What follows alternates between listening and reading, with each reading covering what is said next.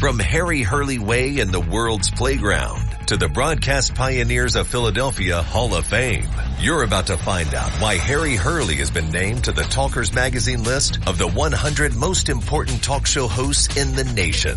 Live from the studios of Town Square Media in Northfield, it's Hurley in the Morning on WPG Talk Radio 95.5 and the WPG Talk Radio app. It is 7 minutes past the hour. Welcome to the program. Let's get right into it. Hunter Biden convicted of all 3 felonies in the federal gun trial. Jury deliberated for only 3 hours. So it was, as we talked about, evidentiary-wise, a slam dunk.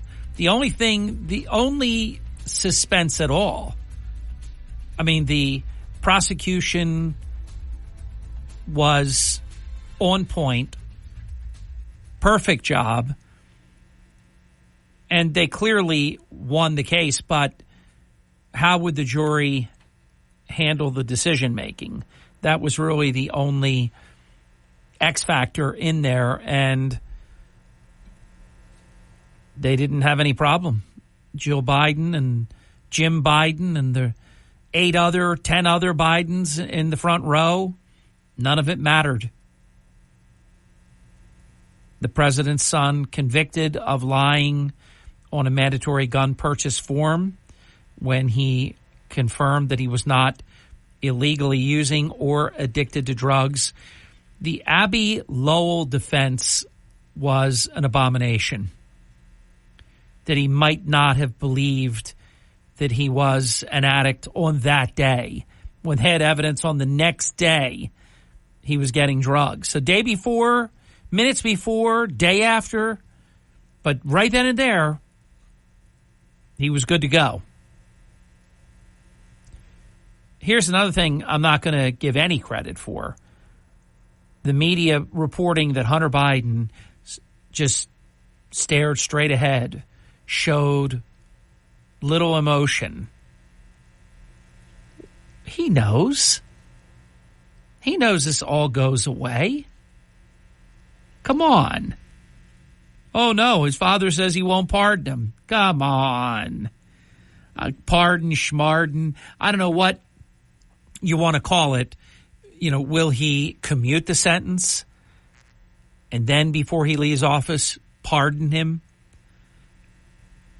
Will they delay and then after November 6th or November 5th, rather, starting November 6th, he pardons Hunter? This much I promise you. And I can't wait for the day that we can regale about this.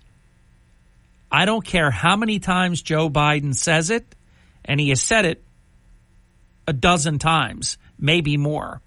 I don't care how many times Karine Jean-Pierre says it, that Joe Biden will not pardon Hunter Biden. You have to understand, they don't care.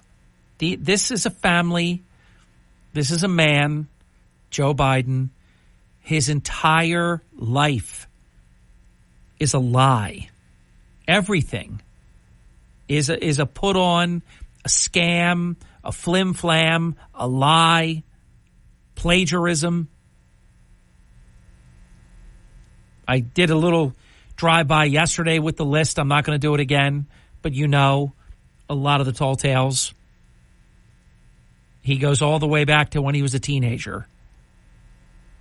He just lies about lying. So remember, if you follow the Hurley doctrine, whatever Joe Biden says is a lie. Whatever Joe Biden says, the exact opposite is the truth. So you don't have to give this any more thought. I'm telling you. Can I use the expression, trust me? You don't hear me say that very often, even though I think I've earned it after nearly 32 years. I always tell you not to trust me. Check up on what I say. But I guarantee you, unless Joe Biden dies, and then Kamala Harris will do it, Hunter Biden will be pardoned by his father. And then, maybe a few people will say, Hey, you said you wouldn't do it.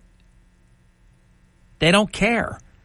They don't care. Their lies usually have a shelf life to get them past a certain day, a certain date. Joe Biden has to lie through November 5th.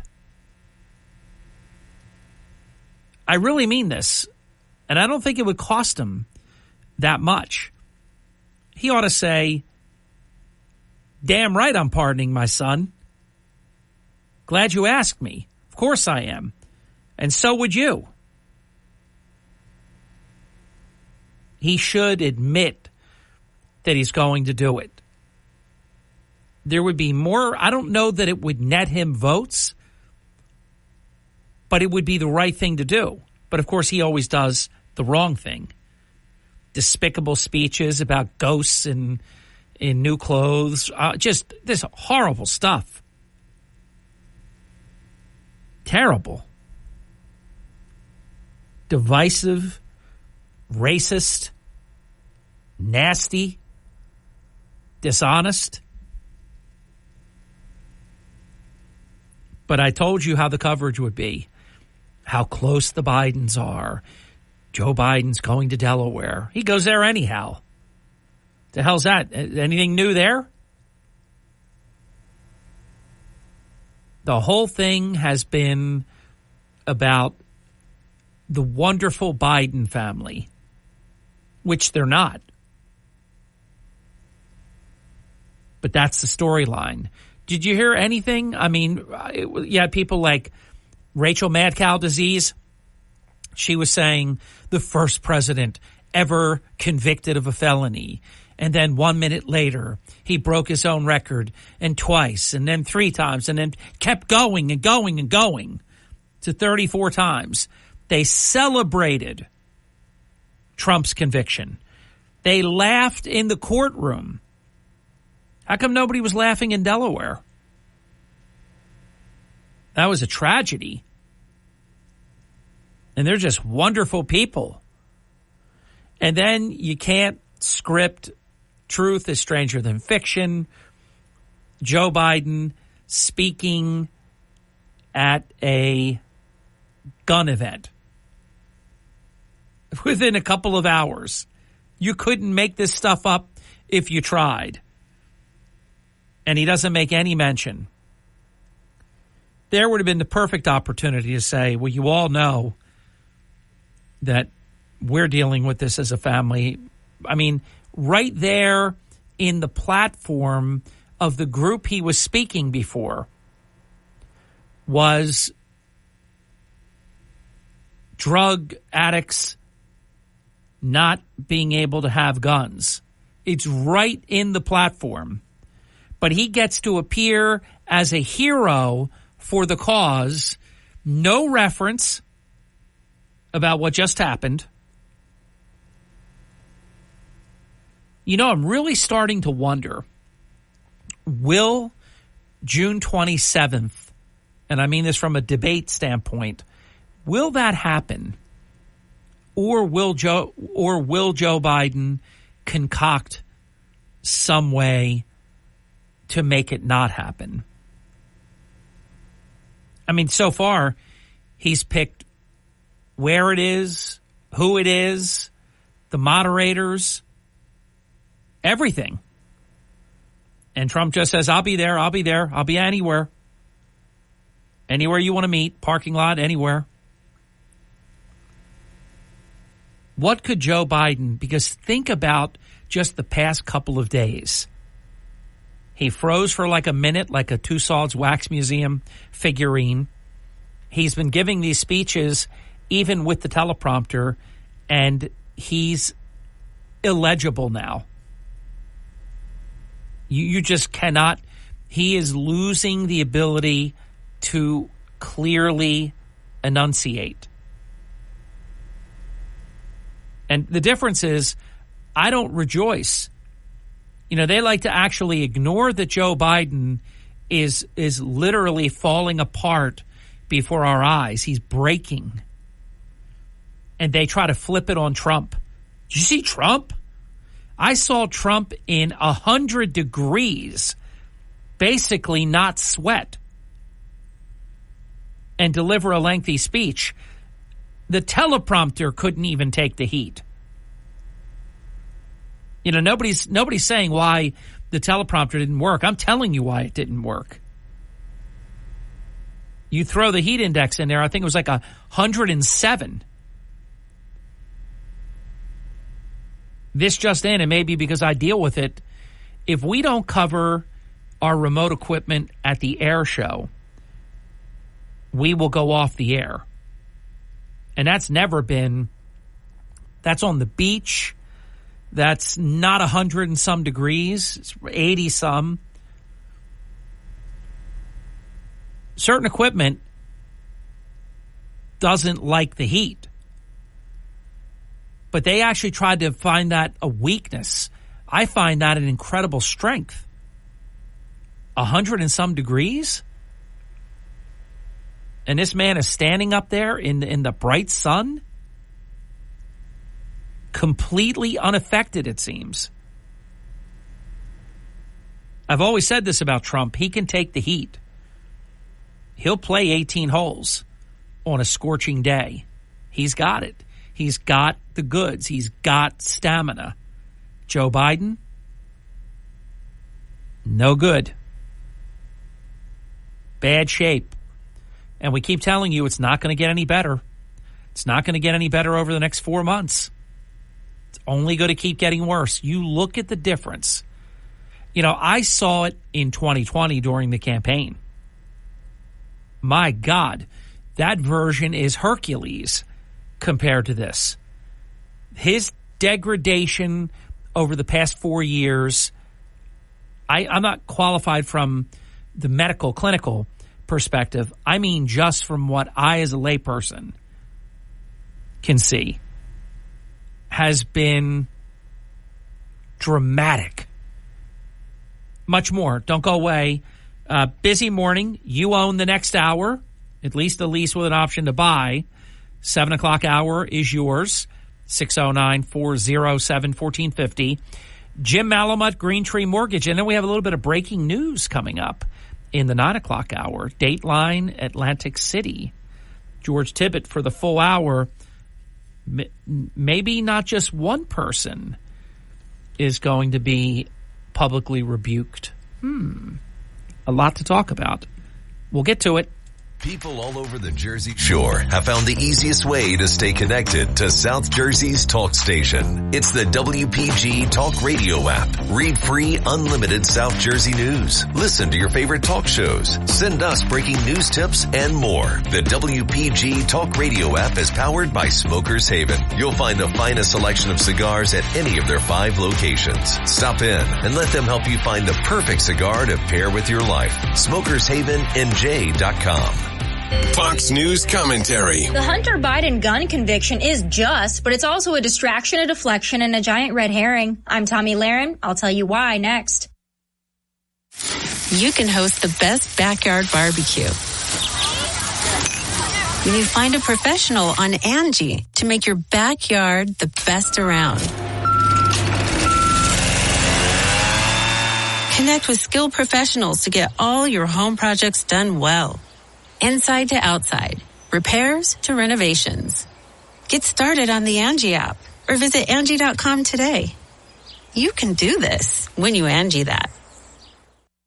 President's son Hunter was convicted of all 3 felonies in his federal gun trial, and while justice was indeed served here and the evidence was pretty black and white, this is still a victory for the Bidens, for the left, and for the mainstream media, and I'll tell you why. The gun charges were the lowest hanging fruit, the easiest and cleanest way to go after a Biden without really going after a Biden, at least in any significant way. These gun charges are serious, but the gun case is really the only part of Hunter's crime spree that doesn't touch the big guy. But what it does serve to do is give the appearance that the DOJ is fair and no one is above the law. The guilty verdict is just, and I commend the jury, but it's really more of a gift to the left than an acquittal. So don't be fooled and don't be duped. It's a big, fat red herring. I'm Tommy Lahren, and you can watch my show, Tommy Lahren is Fearless, at Outkick.com. You're waking up with Hurley in the morning on South Jersey's talk station, WPG Talk Radio 95.5.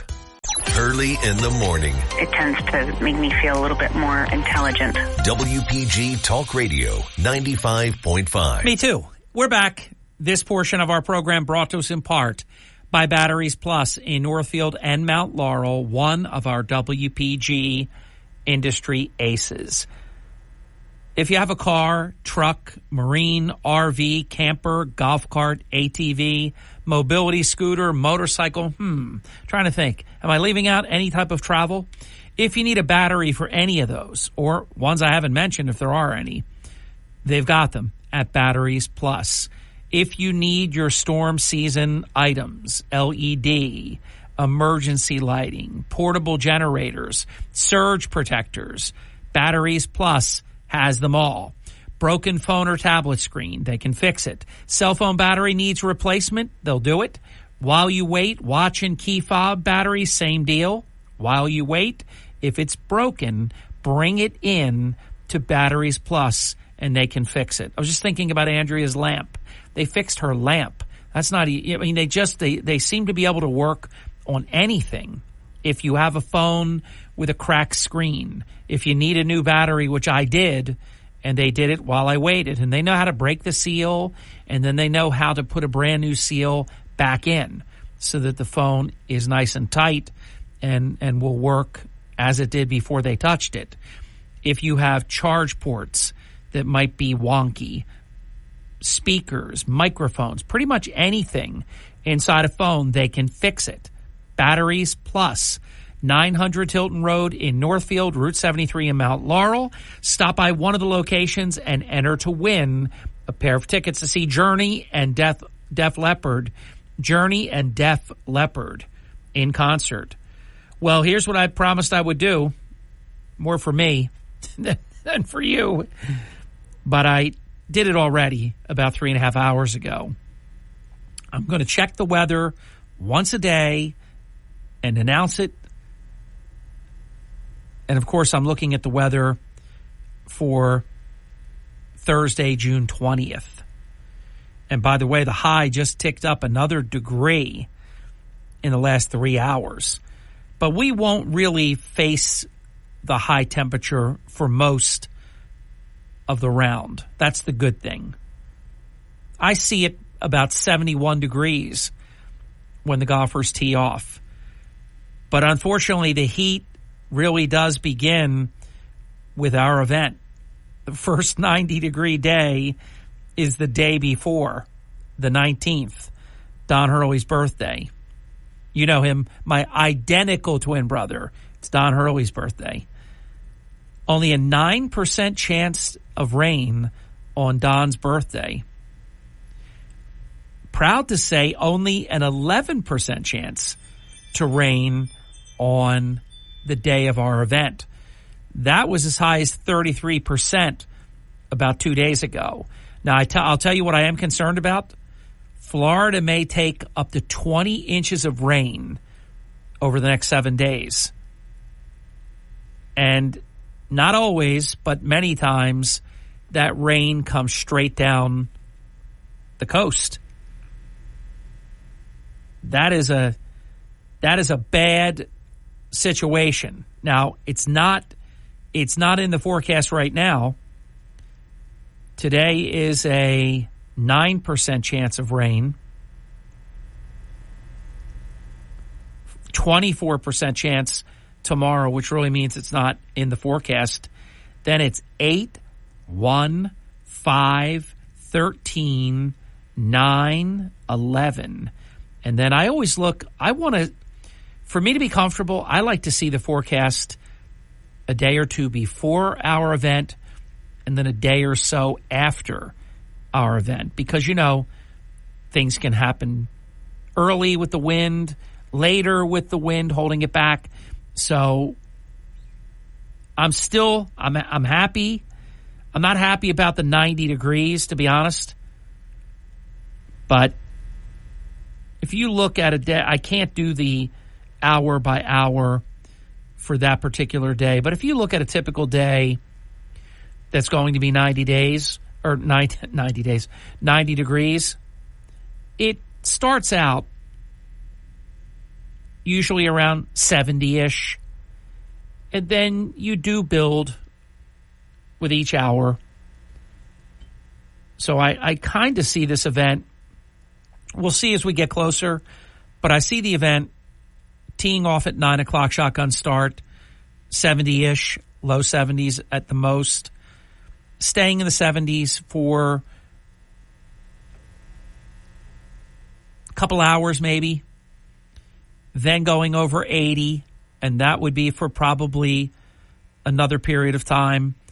And hopefully golfers done before we even go beyond 80-some degrees. But here's the deal. Thursday, now that just ticked up a degree while I've been doing this monologue on the temperature. It was 90. So it's 91 high on Thursday, June 20th, week from tomorrow.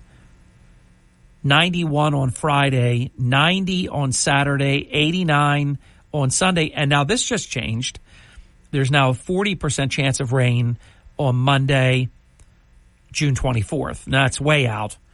But that wasn't there during this monologue. When we come back, North Dakota, I'll talk a little bit about Hunter, but not much. Andrew Cuomo finally testified before Congress. I'm going to get to him this hour. What a disgrace this man is. What an embarrassment and a despicable public disgrace he is. But when we come back, and we won't talk about it for long, but it is something, and I believe you have Joe Biden to thank for this. Not in a good way. North Dakota, when we come back. But I do believe that even though I'll be talking about something that happened yesterday in North Dakota, it's going to happen elsewhere. I'll explain next. This is the Town Square, New Jersey Info and Weather Network. 31 minutes past the hour, a trifecta of Marty Small articles. The Atlantic City mayor allegedly called a resident, quote, a dope fiend. It didn't go well for him when he did that. She blasted him verbally. The Atlantic City mayor appointee arrested in Galloway Township for drunk driving, and the Atlantic City mayor leading a political retaliation against a member of city council. On the app. From the Town Square, New Jersey Info and Weather Network, I'm Chief Meteorologist Dan Zarrow. I have no hesitation in calling today a beautiful weather day from start to finish. Honestly, one of the nicest days of the entire year with sun and occasional clouds, low humidity, and a high of 79 away from the ocean front. Clearing quiet tonight, low of 63. Tomorrow turning warmer and more humid with hazy sunshine, high of 84, 90 with late day thunderstorms Friday. Get weather 24/7 wherever you are. Download our free mobile app today. Hurley in the morning. WPG Talk Radio 95.5 and the WPG Talk Radio app. You're waking up with Hurley in the morning. It's the topics that matter to me. WPG Talk Radio 95.5. It is 35 minutes past the hour. It's Harry Hurley asking you to join my friends at United Methodist Communities at the Shores in Ocean City for their 13th annual Father's Day Classic Car Show. It's this Saturday, June 15th, from 9 a.m. to 1 p.m. And on Tuesday, June 18th, this is a really important event. It's very well received over the years. 10 a.m. to 12 noon this Tuesday, June 18th, a free memory screening event.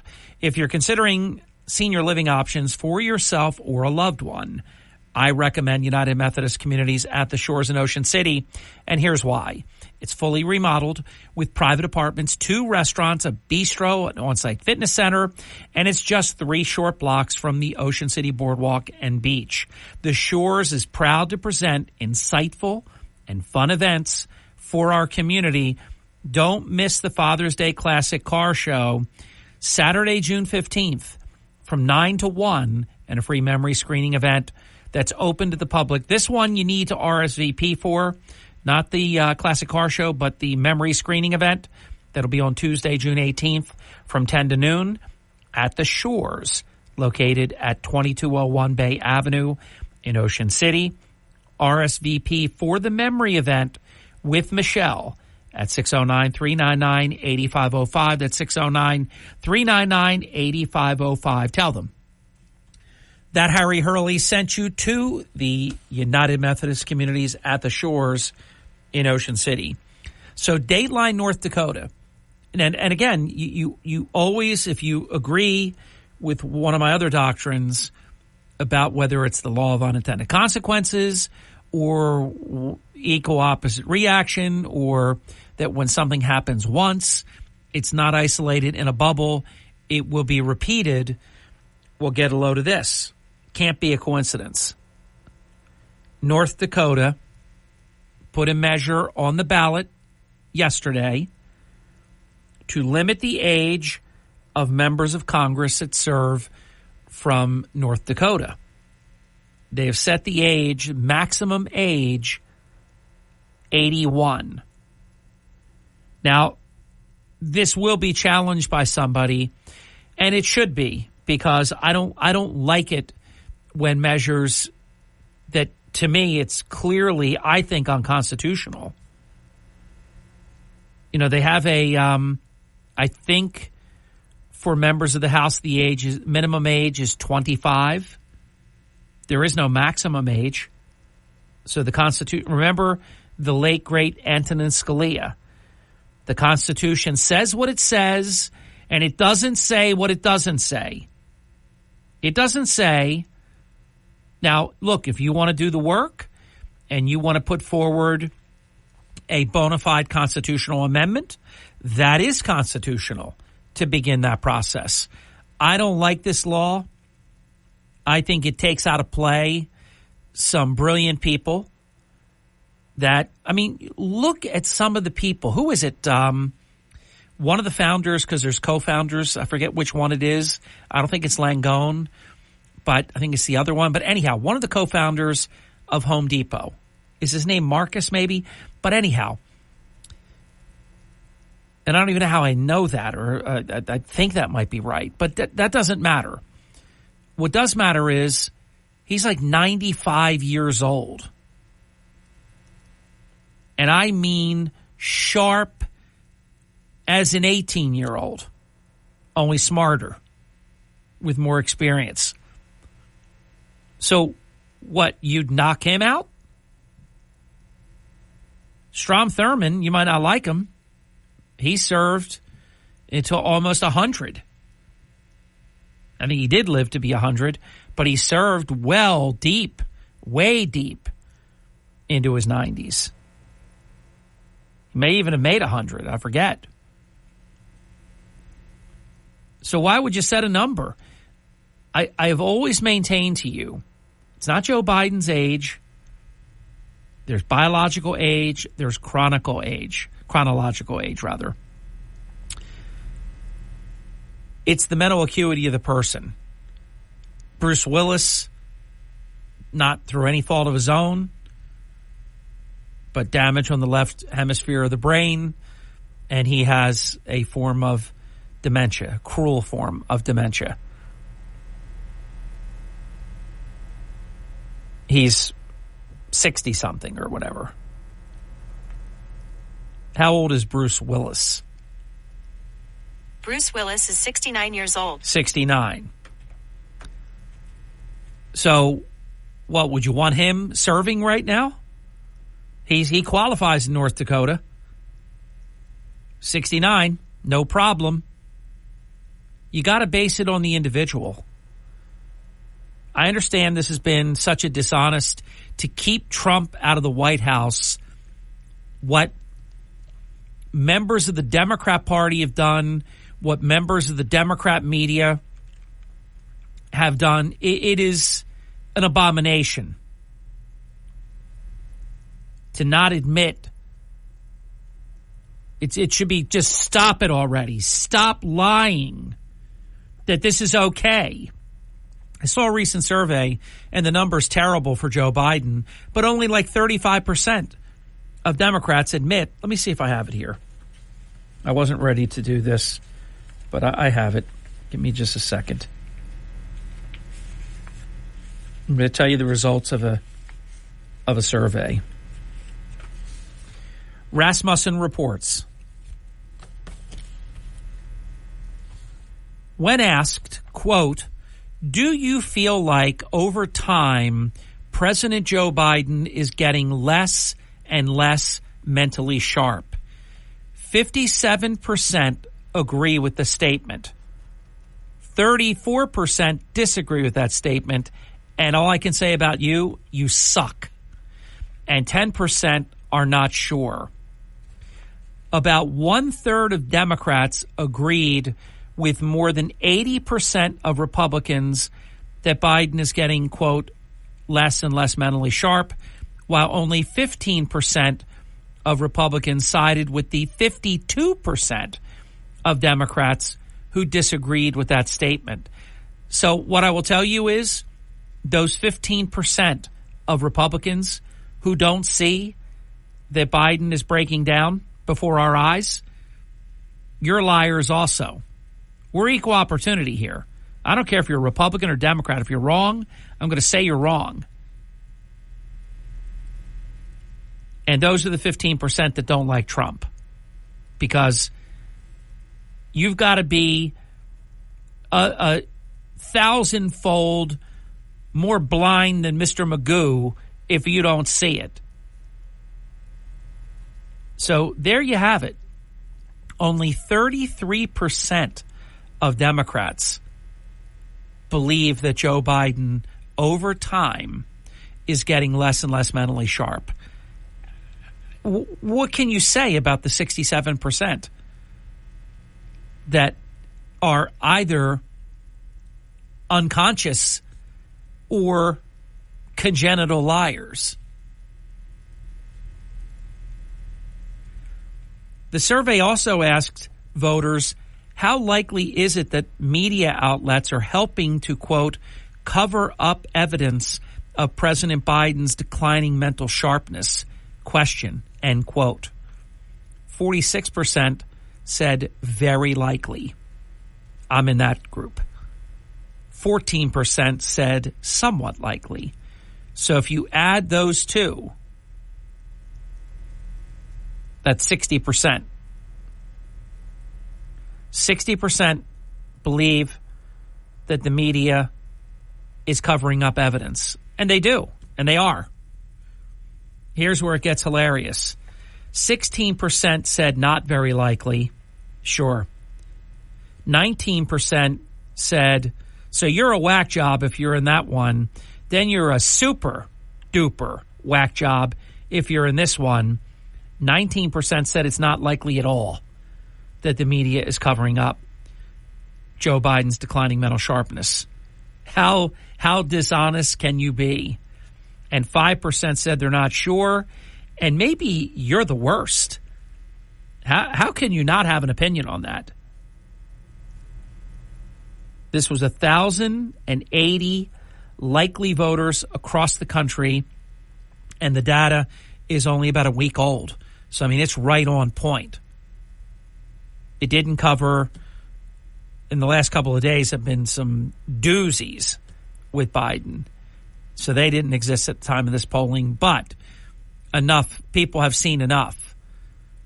I believe that this survey, and notice nobody in the Democrat media will survey this, but I guarantee you they'll be surveying about Trump and Biden and the convictions, and they'll be getting, and then they'll be releasing polling that says how the American people believe that both of them should have been convicted.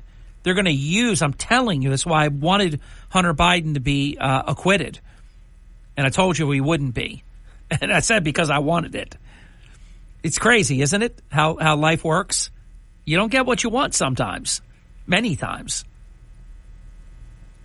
I've always accepted the rules. And the media started doing exactly what I said they would do. You can't say the system isn't fair now. I mean, it's so easy.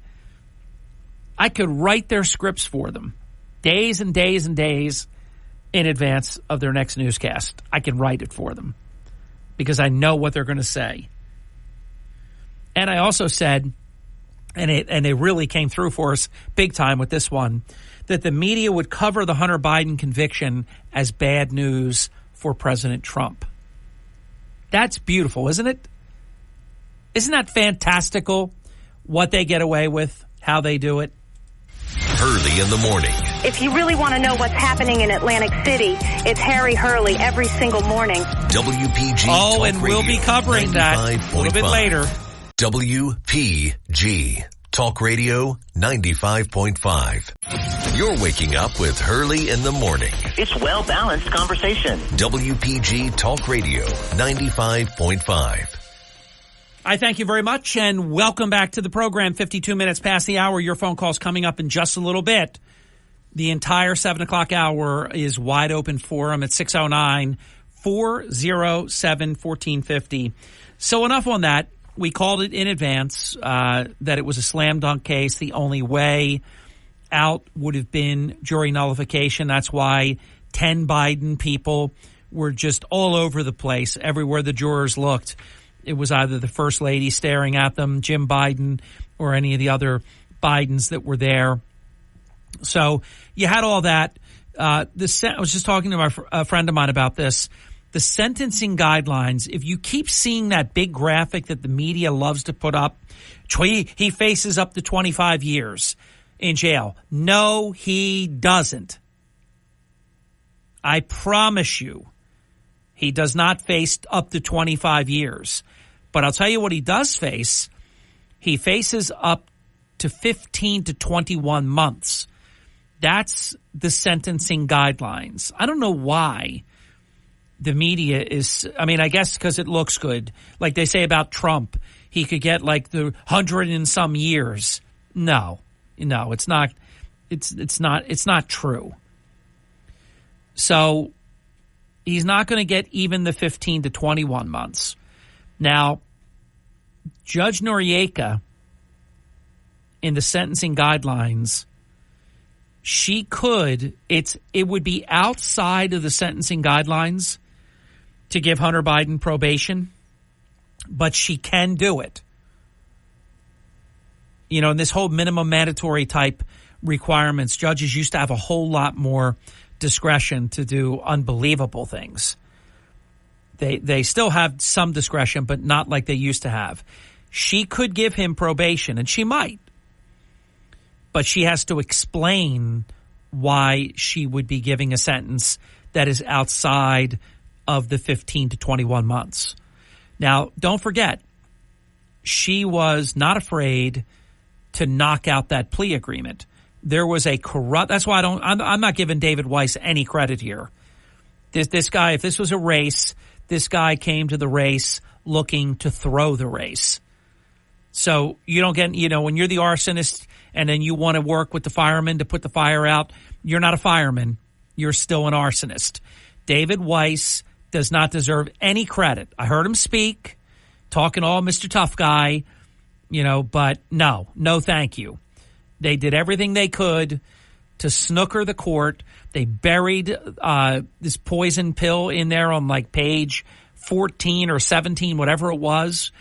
And Judge Noriega asked one question, and then the whole thing collapsed because it was a plea deal that actually had in it retroactive. I mean, for the rest of Hunter's life, you couldn't charge him.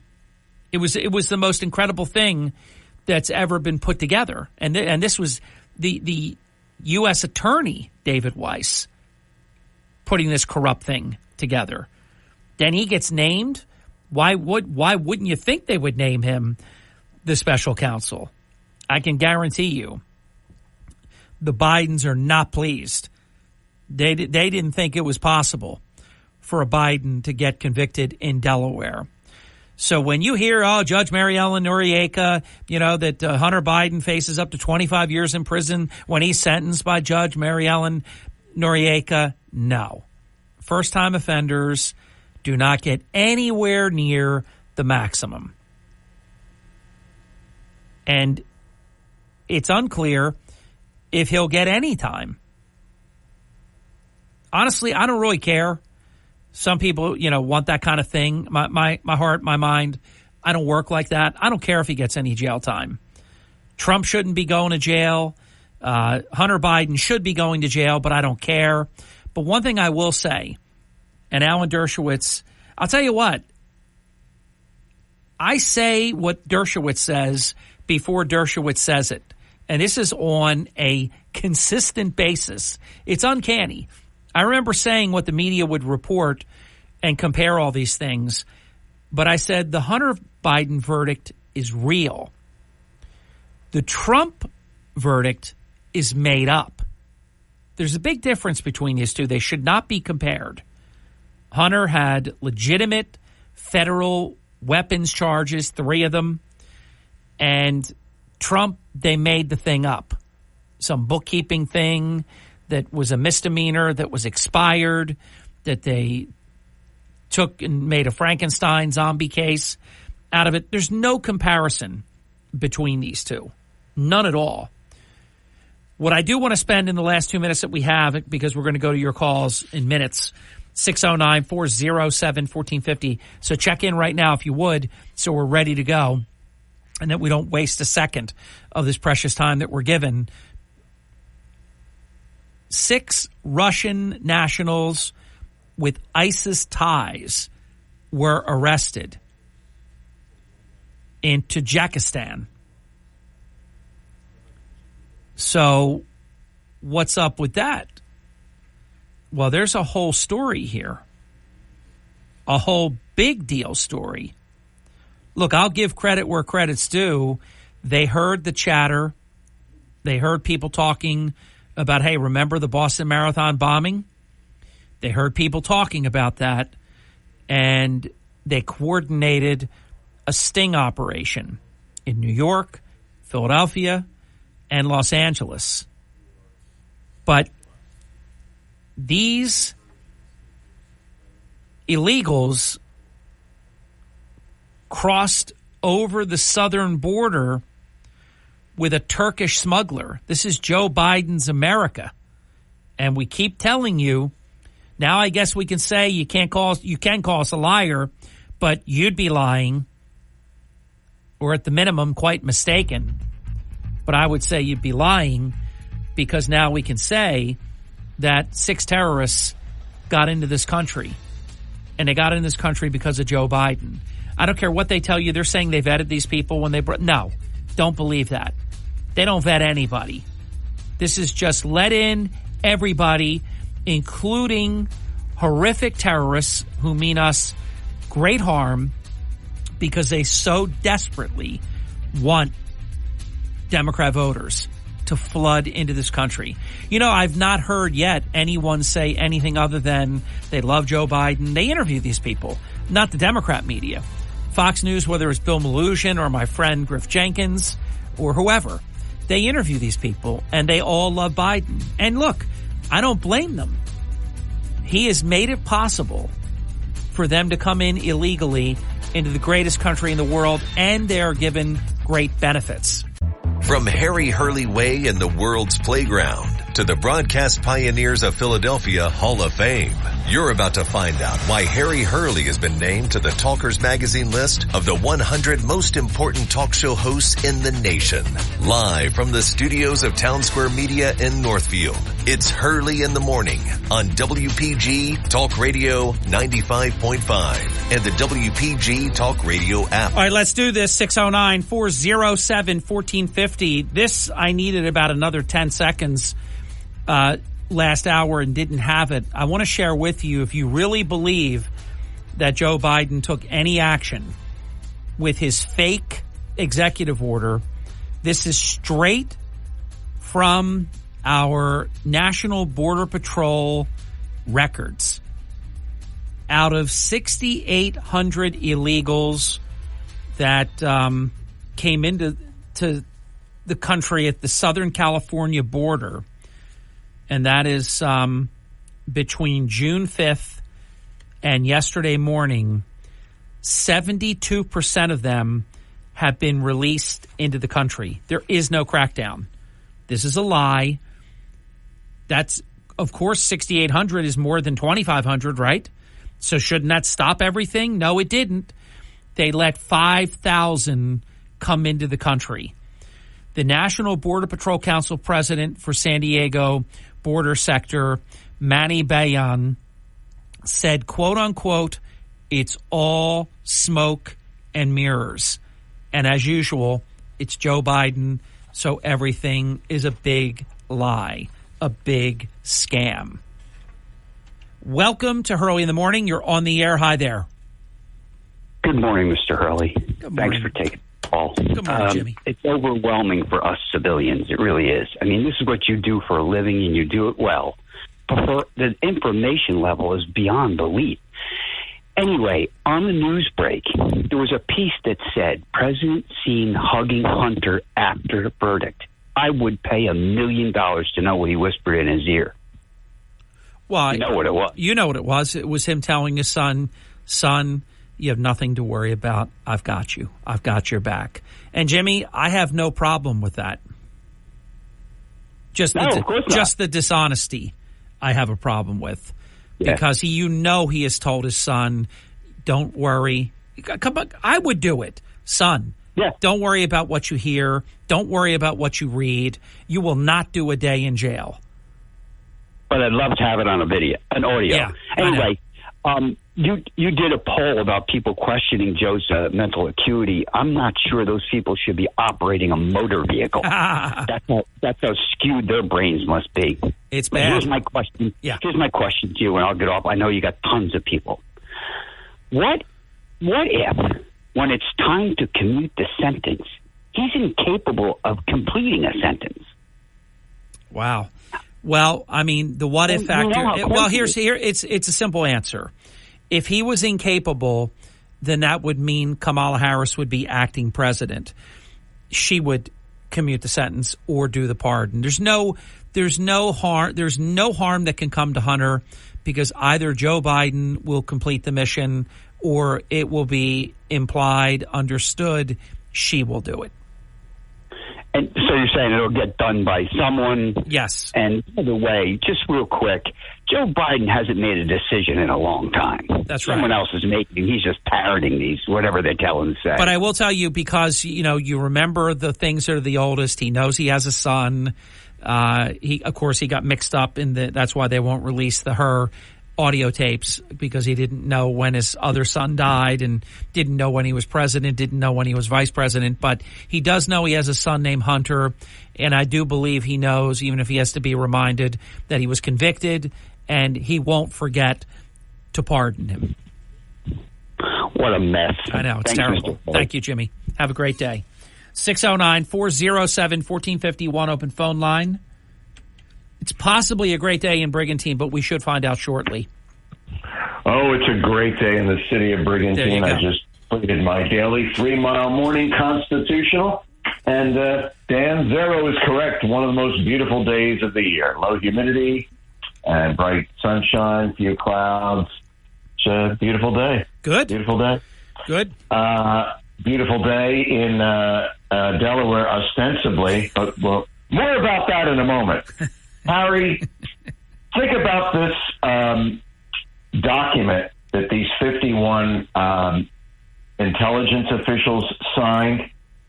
Is that not the biggest RICO case in history? Yeah, I'm glad you're bringing it up, because I do bring it up quite a bit on this program, because it is one of the most egregious acts and conspiracies of election interference in the history of the Republic. And it was a doozy, because think about it.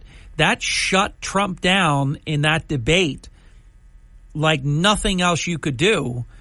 Trump, he was incredulous about it, but that just shut it down. You got these 51 people that were directors of the CIA and all of this, and they all say that it's a lie. It's Russian disinformation.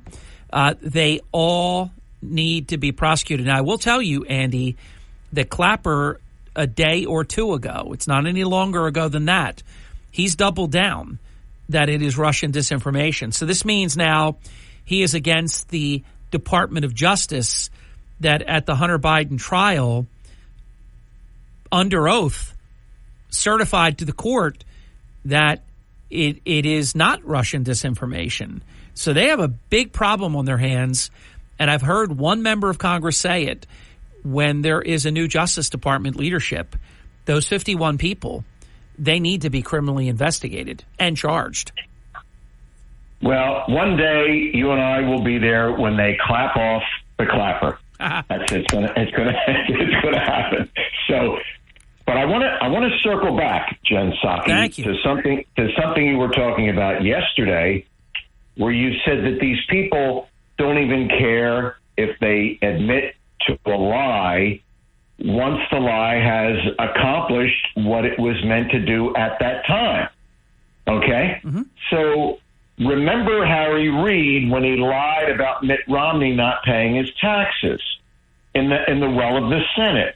And then when Dana Bash later asked him, because it was all a lie and they admitted a lie, and she said, but don't you feel guilty about that? And his response, his exact words were, Romney didn't win, did he? Correct. So these 51 people will, as you always say, the truth eventually becomes self-evident. It already has, because the FBI used it as their primary piece of evidence, okay? So they can all say, Trump didn't win, did he?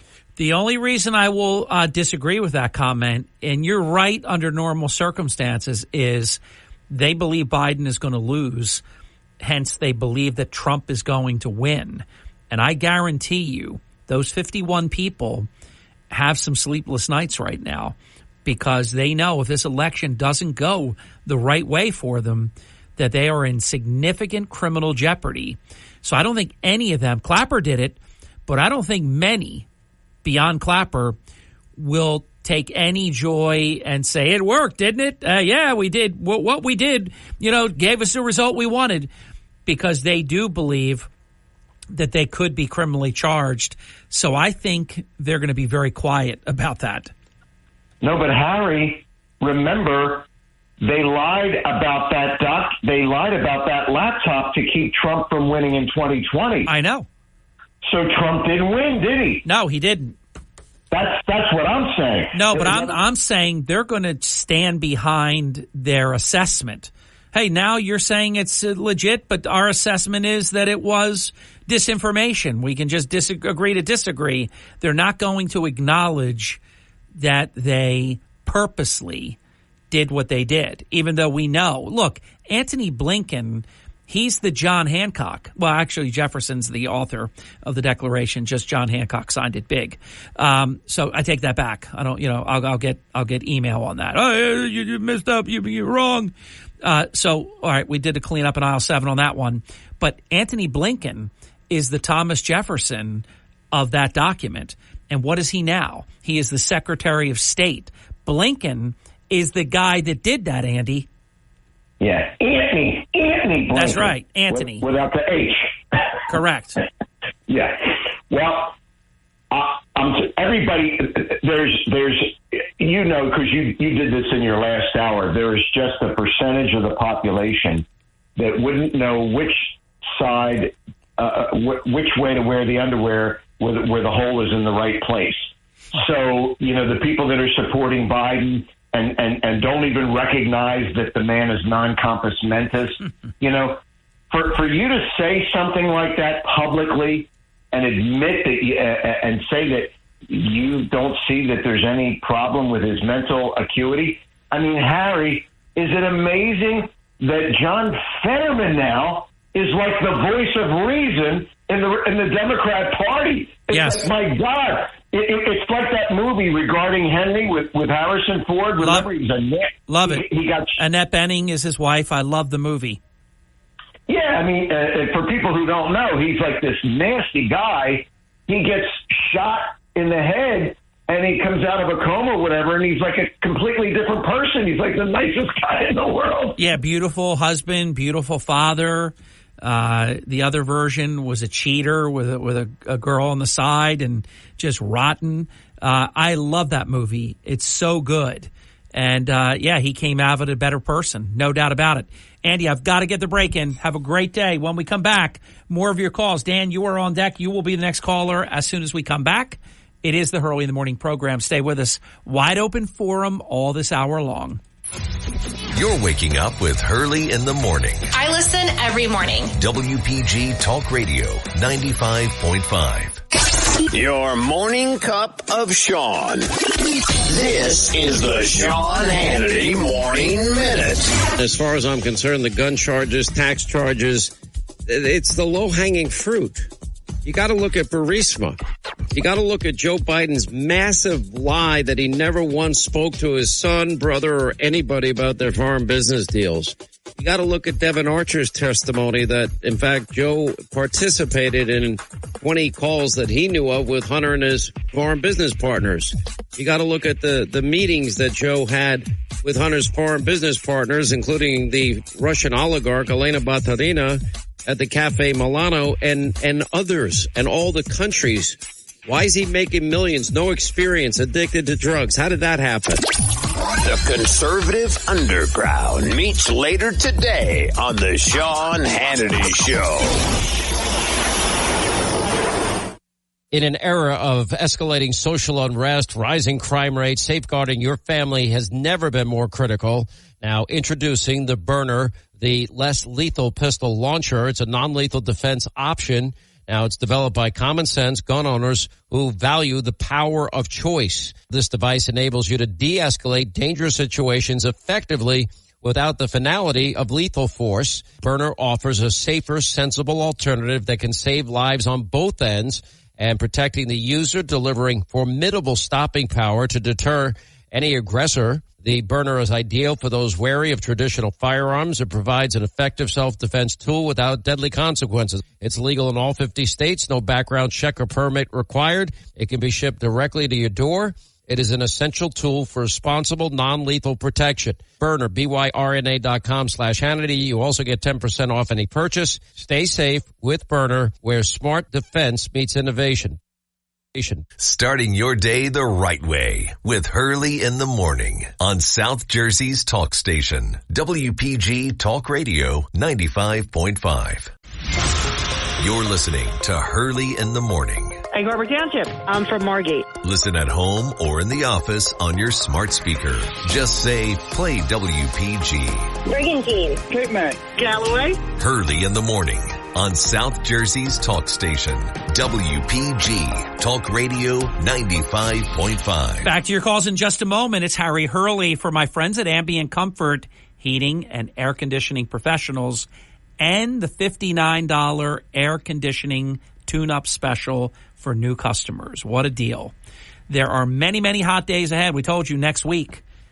I think we will have a heat wave because I believe that we have 91 on Wednesday, 91 on Thursday. Now, it might go back to like 89. It's going to be it'll be a cliffhanger, but you know the deal. Any 3 days of 90 degrees in a row constitutes a heat wave. Unless, of course, they want to change that definition like they did the definition of recession. But anyhow, I digress. I know this much, though, because we use this service. If you get to a problem sooner, it's just like your own health. Early detection is everything. The easier the repairs tend to be. $59 for new customers, and yet everything in life has gone up and gone up big time in price. But Ambient Comfort's tune-up special is the same affordable price, and you'll have their certified technicians in your home. They will perform a thorough precision tune-up on your system to make sure it's safe and running at maximum efficiency. All you have to do is choose who I choose. Ambient Comfort. Schedule your tune-up now at AmbientComfortNJ.com. That's AmbientComfortNJ.com, or you can call 609-568-0955, 609-568-0955. I just learned something about 5 minutes ago. I learned that Joe Biden is going to go away, basically, for 7 to 10 days prior to the June 27th debate with President Trump. Now, you do understand today's the 12th. This means that basically within a couple of days, we're not going to see him again until the debate. And I'm telling you right now, I want to know what the hell they give to him. I can't prove it, and I always tell you that, but God, he used to go away for about 3 days. Now, 7 to 10 days? A sitting president of the United States? Now, look, I'm a big fan of the president is the president wherever they are. They could be at Camp David. That's where I think Joe Biden's going to be. You don't have to be at the White House, but, I mean, come on. Something goes on here. I don't know if it's experimentation, but I'll tell you what, keep an eye on June 27th. If some guy with wide open eyes that's always squinty shows up and he doesn't blink, okay, will you believe me then? Welcome to Hurley in the Morning. You're on the air. Hello. Caller, you waited a long time for this, so I will be a patient man. It's my nature. When you hear the beep, you are on the air. We always give a second opportunity. I hope you hear it this time. Caller, are you there? Yes. Can you hear me? Yes. See, I waited for you. I'm benevolent like that. Well, it's a good thing this phone is. No problem, Flash. I got your back. Yeah, but also look at what color his eyes are going to be, because sometimes his eyes are ink black, which is really bizarre, man. But, I want to make mention of this recent conviction of a drug-addled gun owner by the name of Hunter Biden. Yeah. Yeah. As we, per democratic socialism, progress forward. By the way, convicted felon. Yeah, convicted. I mean, I would never say that because it's not even true. He's not sentenced yet, but they waited, a millisecond to call President Trump convicted felon. He's a federal convicted felon. Trump's only a state convicted felon. Back to you. Yeah, regarding gun issues, I mean, just take a look at as we go into the future here, our Bill of Rights is going to be no more. Just say a veteran has served his country faithfully, but he suffers from PTSD. He's under medication. He's prescribed drugs, and he frequents a bar down the street occasionally just to honor it as a mom and pop store. He might be having some marital issues. We can't, y'all papers are not in order. You cannot own a pistola. Yeah, Nazi Germany revisited, right? It's real. It's so friggin' fun, man. Well, look, if you listen to Joe Biden's crazy speech yesterday, so ironic, him speaking about, gun this and that with what just happened. But he's bringing up stuff that will set limits on people's ability to possess a gun. These are crazy people.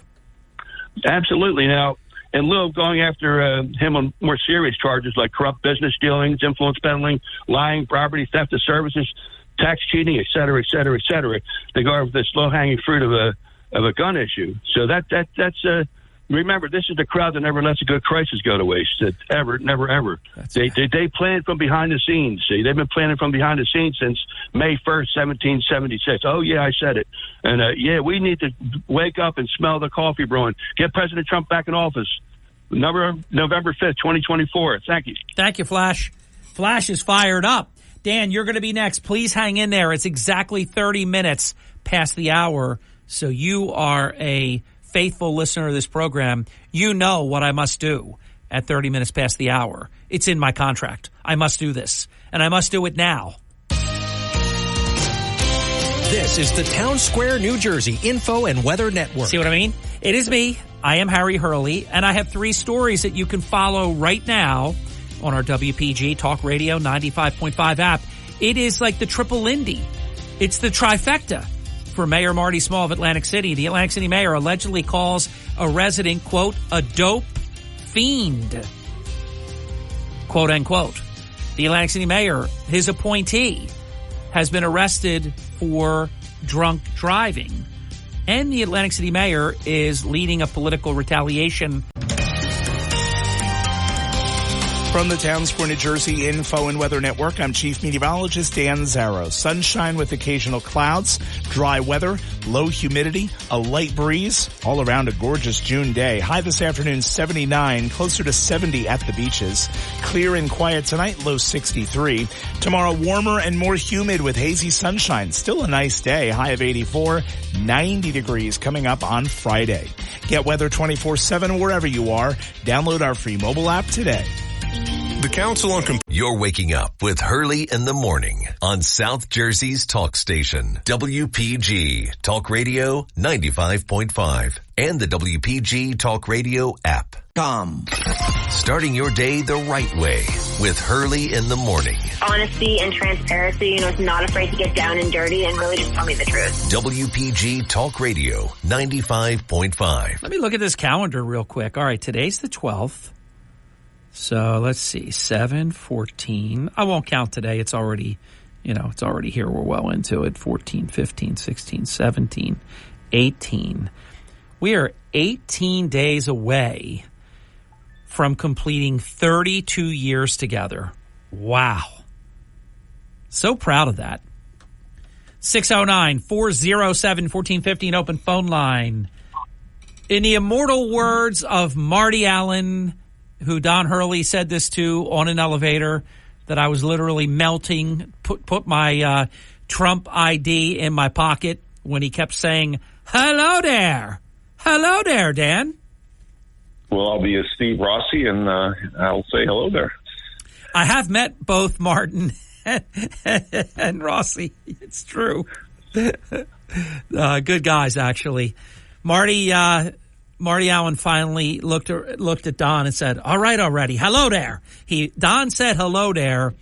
He'll have to confess himself, but he had to have said it at least 5 or more times. He said it once, and I kept my badge on. It was only me, Don, and Marty Allen on the elevator. It was an Otis elevator, by the way.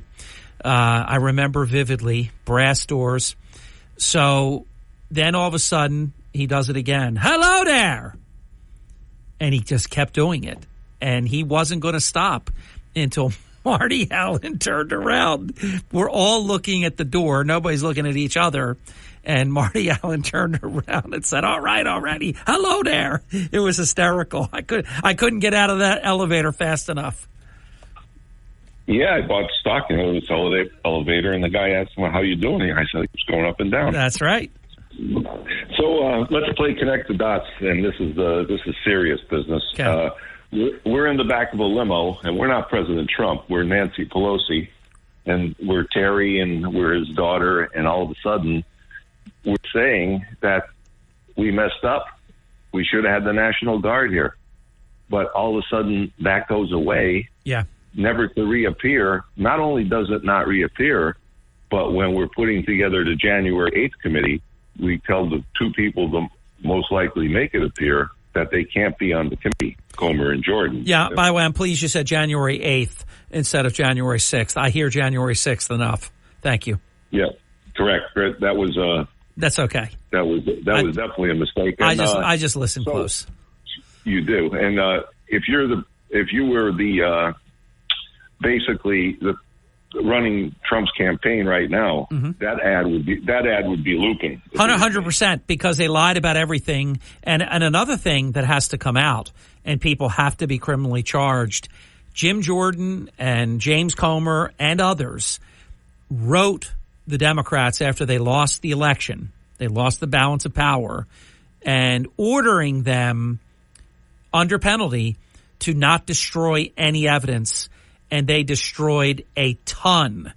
We don't even know how much, but a ton of January 6th evidence. Who would do that, and what did they destroy? Well, I'd be calling Bernie Thompson to and those committee members. I'd be having a little chat with them now, because this is that was clear as a bell. And I mean, when you play the okey doke and you get from the bullpen, you get Cheney and Kissinger or whatever his name is. Well, by the way, you know the law. In a court of law, whether it's spoliation of evidence or somebody flat out like Hillary Clinton pickaxes and bleach bit and whatever, when you destroy evidence, a jury can hold you responsible that what you destroyed would have been very adverse to you, and you can really hammer people that do that. The people that did this have to be held to account because they cherry-picked. Trump says it all the time, and it's true. They cherry-picked what they showed the American people. Notice they don't show Ashley Babbitt being murdered, do they? No, and that's got to be the same people who ran that show on January 6th. I'll emphasize that again. The same people that ran that show were the people who reviewed his case. Are you kidding me? Internal investigation instead of a grand jury? Well, how does that work? Very well for them. Look, they thought they had the Delaware thing buttoned down. David Weiss in Delaware, handpicked. Then they pick him after his scheme and scam to flim-flam Judge Noriega into signing this plea agreement that was unprecedented. Then they pick him to be the special counsel. I mean, they can't believe. I'm telling you, the Bidens can't believe that Hunter Biden was just convicted in Delaware. They can't believe it. Let's go back to a real insurrection where we have Strzok, Page, McCabe, Comer, this whole deal, and the insurance policy. Now, did you know that the taxpayers are on the hook now because they're going to make a settlement, Merrick Garland's Justice Department, with Strzok and Page? Oh, yeah. And they're going to actually get taxpayer dollars. Yeah, absolutely. These are all bad people doing bad things. And don't forget, McCabe had his pension taken away and was fired and all of that. He got reinstated. He got his pension back. I'm sure he got a settlement that we don't know about. And no doubt about it, they're all going to get settlements. But guess what? When there's a new Department of Justice, this can all be handled very, very differently again. And conveniently, Garland, when he was testifying, they asked about when he was a judge, did he ever have somebody in his family who made money off of the government? Well, he conveniently forgot to say his son-in-law made a ton of money off the government. Yeah, he actually wound up answering that and said no. He may have perjured himself with that answer. Well, I guess he doesn't consider his son-in-law family, I guess. Which is, there you go. They always have an excuse. If you want to really lawyer up. Yeah, you said my family. That's my son-in-law. You said my family. It's like Bill Clinton, the meaning, the word is, or the definition of sex. He did not consider, it's a family show. I'm not going to get into it graphically, but he didn't consider a certain act to be sex. Amazing stuff in the Metro. And on January 6th, also, why wasn't second and third shift called out for the Metro? Because of the mayor. And Nancy Pelosi goes, where are the National Guard? Nancy, it doesn't work that way. This is not Dorothy in Kansas, and there's no, you're not tapping your slippers. The National Guard doesn't appear. The National Guard's at a grocery. He's running a radio show. He's a doctor. He'll get there, but he can't get there in 10 seconds. Yeah, the Guard doesn't work that way, and all this stuff is going on, and I don't know. And you said 7 days Joe's going away for? 7 to 10. So I hope Mookie don't show up over there. I mean, yeah, exactly. They're going to have to call Mookie and have meet over at the Wawa. Dan, have a great day. Take care. I was thinking about Justice Alito. They have targeted him. These radicals, they have just targeted him for ruination.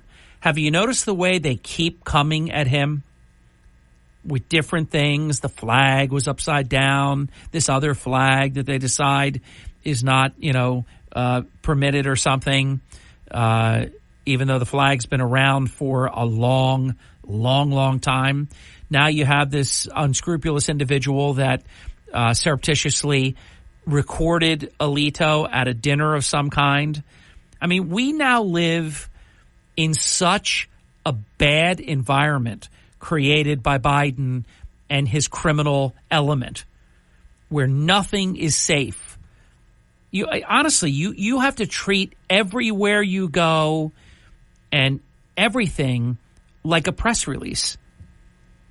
That somebody's recording your conversation like happened to Alito. It's just terrible. They're ruining our country if we let them. We can stop this if we do the right thing on November 5th, and we better. 609-407-1450, an open phone line. Welcome to Hurley in the Morning. You're on the air. Thanks for taking my call, Harry. Watching the news this morning, severe increases in insurance are coming this year. The insurance regulators are finally giving the insurance companies post-COVID to raise their insurance rates. Two critical acute issues related to inflation are the Wuhan virus and the Ukraine war, where oil spiked, where gasoline prices spiked $1 in 3 or 4 months after the Russian invasion. On Fox and Friends last year, Mike McCormick, a whistleblower who also testified in front of Congress, stenographer for Biden and Obama during the Obama administration, says confirms the Tucker Tony Bobolinsky interview. Metabiota and the Bidens are criminal elements of the Biden family are directly connected, and he infers that the Chinese government, along with elements in the intelligence agencies under Obama and Biden with Metabiota, may have released that virus, causing this massive inflation. Secondly, in Ukraine, it's clear, if anybody's seen the laptop email in the New York Post and other outlets around the world, that the Bidens, Rosemont Seneca, directly connected, were responsible for those virus labs that in part triggered the Russian invasion into Ukraine. If the Republicans would lay this at the Bidens' feet, they'd have a supermajority in both houses and Trump would win by 20 points. But it's very hard to get people to talk about something. Well, I will say this. It would be very hard for that to gain traction. Who would report that? What you just said. Who would report it? Well, they've had him. Fox and Friends have had Michael McCormick, a whistleblower, on several times in 2023. They didn't go down that alley, but they need to bring sunlight to this. He needs to be recalled in front of Congress, and I think Rand Paul or somebody like that could get that out into the open prior to the election. And when people realize, well, let me tell you how far I think it could go before Election Day, because keep in mind, these next 4.5 months, they're going to go by in the blink of an eye. It's going to be that quick. We're going to blink and it's going to be Labor Day. Then, oh my God, all of a sudden, next thing you know, it's October, and then it's weeks before the election, days, hours before the election. And of course, we have people that are going to be voting 4 weeks before the election in some states. So there's not a lot of time to get new stuff out there, even though this isn't new. I'll tell you what I think there is time to do, though. There is time to hold to account Biden and Anthony Fauci and others that very, very strenuously took the eye off of China and desperately wanted to peddle that this happened in a wet market, that it did not happen at the Wuhan Institute of Virology, which is where I have always maintained that this happened. I slightly disagree with some of the things you said. I don't believe that we intentionally launched this on ourselves in the world. I believe that China did. That China had a lab leak, and then they realized if they did not infect the rest of the world, that they would be destroyed. Actually, the world could have cornered off China instantly, allowed no planes, and they would have been trapped. And anybody that didn't get out before people knew about it, because China knew all they needed to do was send X number of people out. Because the way that China does business all over the world, this would just happen organically. So I think China infected the world, and they did so intentionally. Trump saved untold lives because he stopped the flights from China. I wish it would have even been sooner, but based on what we knew at the time, and if you remember, and I know you do because I know your level of detail, Trump actually took a lot of grief. You had the Biden-type Democrats that trashed the mess out of Trump. He was called all kinds of filthy names for stopping the flights from China. Trump saved many, many lives. I can't prove my theory is correct, but my theory is it happened in the Wuhan Institute of Virology. They were sloppy, and it got out. But it is very contagious. It got out of the lab, infected China, and then China infected the world. That's how I think it happened. Donald Trump's move to help alleviate some of this crushing inflation by not taxing tips I think it's genius. Me too. Me too. Now, of course, you have the union itself, Unite Here Local 54, the hospitality union, trashing President Trump as a convicted felon who comes up with an idea that can't happen. So you know it's a good idea. I loved it. No teleprompter. The teleprompter was broken. Trump announced that from his podium in Las Vegas, Nevada, and I think he should be saying that, from the tops, the mountaintops, because think about how many tip classification wage earners we have in this country that have been absolutely getting crushed and from time to time mauled by the IRS when they decide to drop the hammer and bring people in from the tip classification jobs. I think it was fantastic when he said it. It's a populist issue for the Republican Party that would have been something the Democrats would have embraced pre-Bill Clinton era, but now... Correct. Yep. They were for it before they were against it. Sure. And why I want to see him keep saying it is, all right, so Unite Here Local 54 leadership at the international level trashed President Trump. I guarantee you the rank and file wouldn't be trashing that. And then let's have Biden and all the Democrats, especially the ones running, about a third of them running for the Senate and about half of the House running for re-election on the Democrat side in the House of Representatives. Let them come out and be against that. It's virtually impossible. It's getting Republicans in the Senate to stand with Trump on that, and I'm not sure they're willing to let go of that pound of flesh that they from that amount, that tax revenue from working class, middle class, in some case, voters. Well, listen, you may be right. This could be Trump again on his own island, where even Republicans, aren't with him on certain things. But I don't know many Republicans that would be running that would be opposed to that, having people have the opportunity to keep more of their money. I think that would be pretty popular. Well, the Democrats only need to get a few Republicans in the Senate. The majority Republicans would likely. Well, they don't need to get anybody in the Senate. They have the votes. They need no one. They only need to get a few people in the House, is what you mean. I think there might be a couple Democrats like Ron Wyden, populist again, sort of, that might actually have troubles opposing Trump on something like that and would vote with him, possibly. Hey, listen, let's have Trump win and then test this, because Trump admitted after the rally, it was like the next morning or whenever, but they did come out with a additional statement that Trump will seek congressional approval, because it's not something he couldn't do an executive order and do that. That would need congressional approval.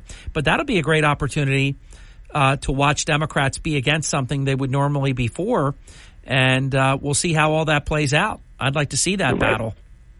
The restaurant industry would probably side with Trump on this one, not just the workers, but also the Brinkers, the owners, the big franchise chains, because it's a headache for them to get into fudging the tips and how much they were and weren't. Well, and on top of that, and I've got to run to the break. I loved your call. On top of that, don't forget, they're business owners. They're really good to their employees, and they would love their employees to be able to keep their tips.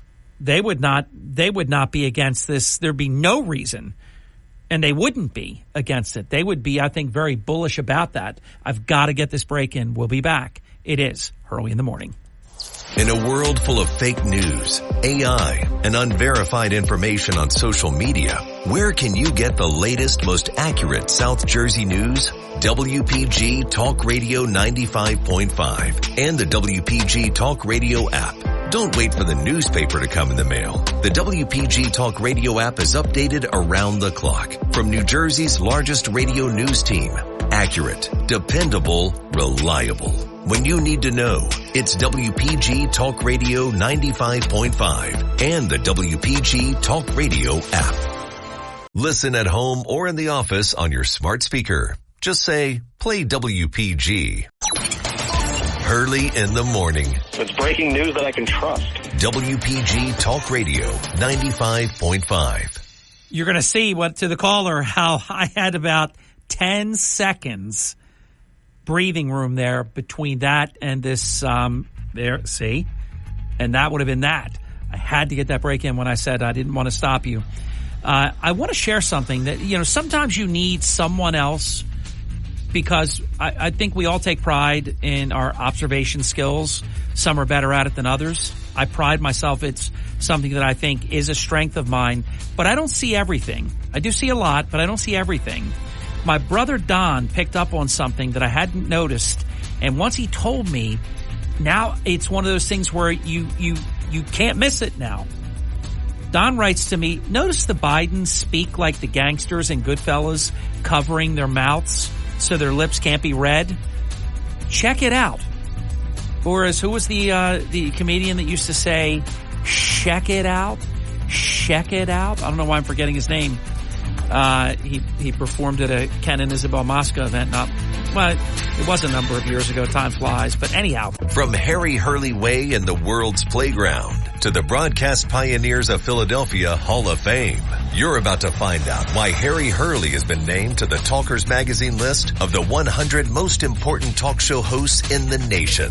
Live from the studios of Town Square Media in Northfield, it's Hurley in the Morning on WPG Talk Radio 95.5 and the WPG Talk Radio app. Thank you. We're back. It's not even 6 minutes past the hour. But before we can talk mortgages and all this great stuff that we talk about with Jim Malamut every month, the official and exclusive mortgage expert for the Hurley in the Morning program, Jim Malamut, welcome.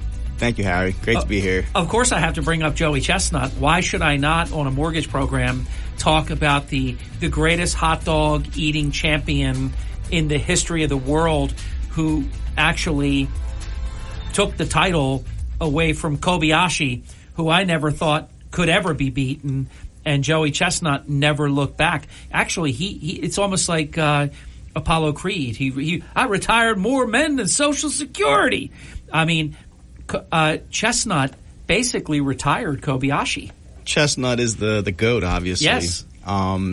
Interesting news, obviously, out of the sports world, because the sports world was quiet yesterday. There was no basketball. We're dying for football in the sports world right now, and this was the biggest story. And then Joey Chestnut is not going to be there July 4th, and that's sad. That's the only reason I watch it, Jim. Everybody loses. Everybody does. So it's a sad story, and I wish they would figure out a solution there. And I think there's a lot of people who think they might still, but I don't. It sounds like things are not going to happen there. I think they did everything they could already behind the scenes. They didn't want this to happen, and then there was probably no stopping it.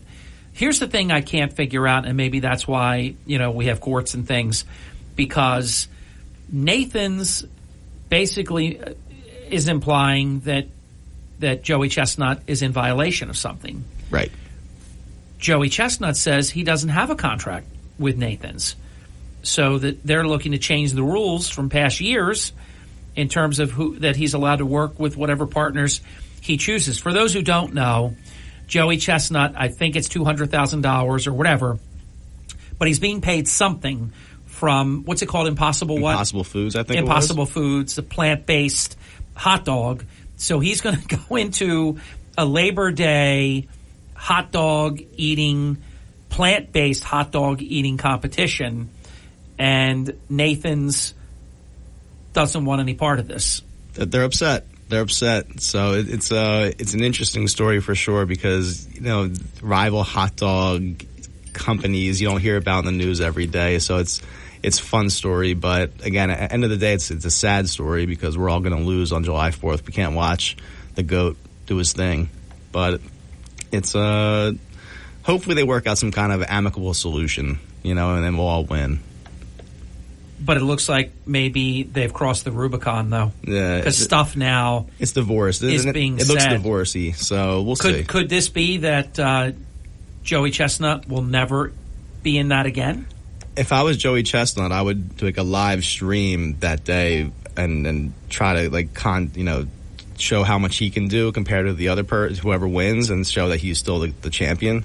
And try to get some, Twitch, one of these websites to promote it, YouTube, and basically go in competition with Nathan's. That's what I would do if I were Joey Chestnut.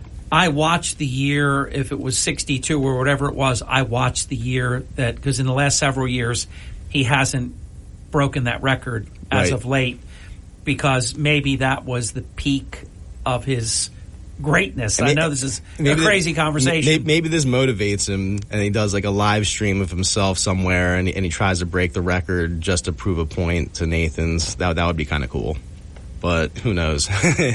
It's a funny story, that's for sure. Yeah, but you know what though? For them though, it's absolutely serious. Oh yeah, I mean, it's no joke at all to them. Absolutely. All right, so we'll transition smoothly from Veggie Franks to. I do love my hot dogs, Harry. Yeah, I do too. So I usually put a cheese on there. Me too. A tomato.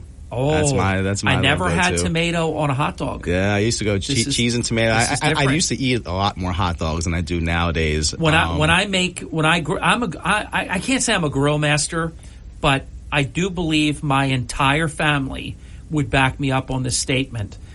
I am extremely competent on the grill. That's good. Because I want food cooked. I don't want it burned. You know how easy it is for stuff to be overcooked on a grill, because you got that flame going, and it can be tough. You have the splatter, and then bigger flames shoot up. So I'm really good at, and I have this photo that I love, and I send it around.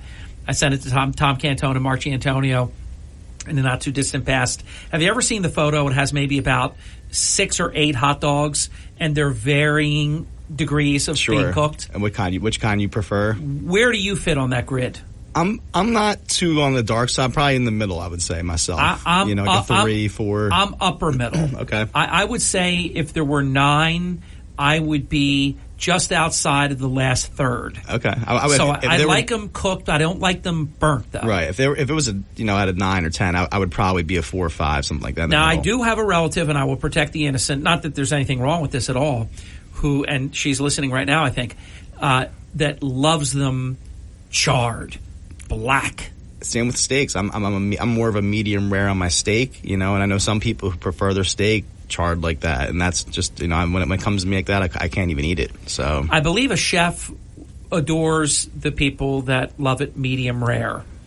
Medium, I think they're okay with. You start going to medium well and beyond, it's almost like an insult. Yeah, not my style. I have to admit though, I like my steak between medium and medium well. Okay, yeah. I do want some pink in the center, but not a bloody red mess. I'm more a little bloody, and that messes with my blue cheese. I like to dip my steak in a little blue cheese, so the blood gets into my blue cheese, gets a little messy on my plate, but that's how I go with it. So let me tell you my grilling technique for the hot dogs. I have it down, and I do enjoy, I don't know if you have a little rack on the top of your grill that's perfect for hot dogs.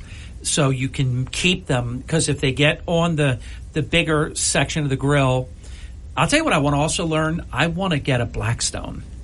I don't know if you have one. I don't. I'm in the middle of I want a Blackstone. Okay. But anyhow, back to the grilling. I take a piece of cheese. I don't put a whole piece of cheese on the hot dog. No? Okay. You cut in half? And lay it around, and it perfectly, I'll use the term envelops. You could say envelope, but envelops the hot dog to perfection. I put it under. Cheese goes full piece of cheese under I hot get it. dog on And top. the hot dog sits on and top. And the tomato, except sometimes a tomato, like a half a piece of tomato on the side. My system is the piece of cheese goes on the top. And if you're real crazy, you can throw a couple pieces of bacon in there. Then Why not? Then it gets really good. Why not? Tell you what, though, you have me intrigued. I love tomatoes. Now, on a hamburger, and it has cheeseburger, to be a potato bun, by the way. Same here. Yeah, we need a potato bun. That's me. So glad you said that. Absolutely. But I do love the cheese on. Now, here's another thing. I used to only have mustard on a hot dog, but many, many years ago, I have now gone to ketchup and mustard. I'm a no condiment guy. Wow. I'm a little weird with my eating to begin with, but no condiments really for me. I don't put relish. Some people love the mustard and the relish, and some do ketchup, mustard, and relish. I don't put the relish on mine, but I do enjoy. I take a line of the ketchup and a line of the mustard. Nice. And away I go. There you go. Very happy. I'm in the middle of backyard project right now, so I don't really have a great grill set up like you. So I'll defer to you as the grill master for now. But maybe give me a couple of years. I have no doubt. I've seen the blueprints. Yeah, I've seen them. It's starting someday. I love it. We're going to get the first break in for all of your mortgage needs. Don't do as I say. Do as I already do. The official, the exclusive mortgage professionals, mortgage experts for more than 30 years. Jim Malamut, Green Tree Mortgage, 609-646-5555. We'll be back. Don't go away. It's 15 minutes past the hour with Jim Malamut, who presents and sponsors this program on a monthly basis on this very day, second Wednesday of every month. I am Hurley in the Morning. You're waking up with Hurley in the Morning. Established, reputable. WPG Talk Radio 95.5. You're waking up with Hurley in the Morning. WPG Talk Radio 95.5. Hurley in the Morning. They really do separate fact from fiction. WPG Talk Radio 95.5. We are back. Jim, I have often regaled with you about, and I'm proud of you about it, the digital presence. You have been extremely forward-thinking and relevant and current as it relates to social media and getting your message out there. Talk a little bit about that. Sure. Well, honestly, it all goes back to my dad. If I really want to get into it, when he was alive, he bought a green screen and we had it at Atlantic Coast Mortgage. And you guys did TV commercials before anybody. He did, but he saw the future way before me, and that he's like, we need to do videos and put them on YouTube. And I was like, no one's going to look at this and find this, but he was like, this is what we need to do. And this was 10 years ago, and I just kind of ignored him. But it kind of goes all, like I said, it all goes back to him. And at this point, it's really about getting the message out. We have a tougher time getting to realtors because they don't go to the office anymore. It used to be pre-COVID that realtors went to the office, they kind of got together, went to meetings, talked amongst themselves and tried to work, there was that brain trust, let's say. And nowadays a lot of them work from home. And for us, it's just kind of getting our message out to them, reaching them, and reaching our database, our clients, trying to get any message out about what's going on in mortgage world and just trying to have fun with it. I think our biggest thing is, mortgages are boring. Getting a mortgage isn't fun. It's a lot of paper chasing, and people don't. They act like they're firstborn. We're taking their firstborn, and in reality, we have a job to do, obviously, and we try to keep it fun and entertaining. And that's what our social media presence, I think, is all about, is that, we're small family oriented company, and that end of the day, we want to get loans closed. That's really what my job is to get you to closing. So, we try to promote that, and that we go to our closings. One of our commercials was about how we go to our closings, and our competition didn't like that.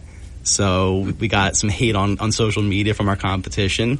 And it's been fun. I'd say these videos have definitely helped us over the last year and a half. I was looking at mortgage numbers, talking about mortgages real fast. First quarter, down to the lowest numbers volume-wise since 2000. Wow.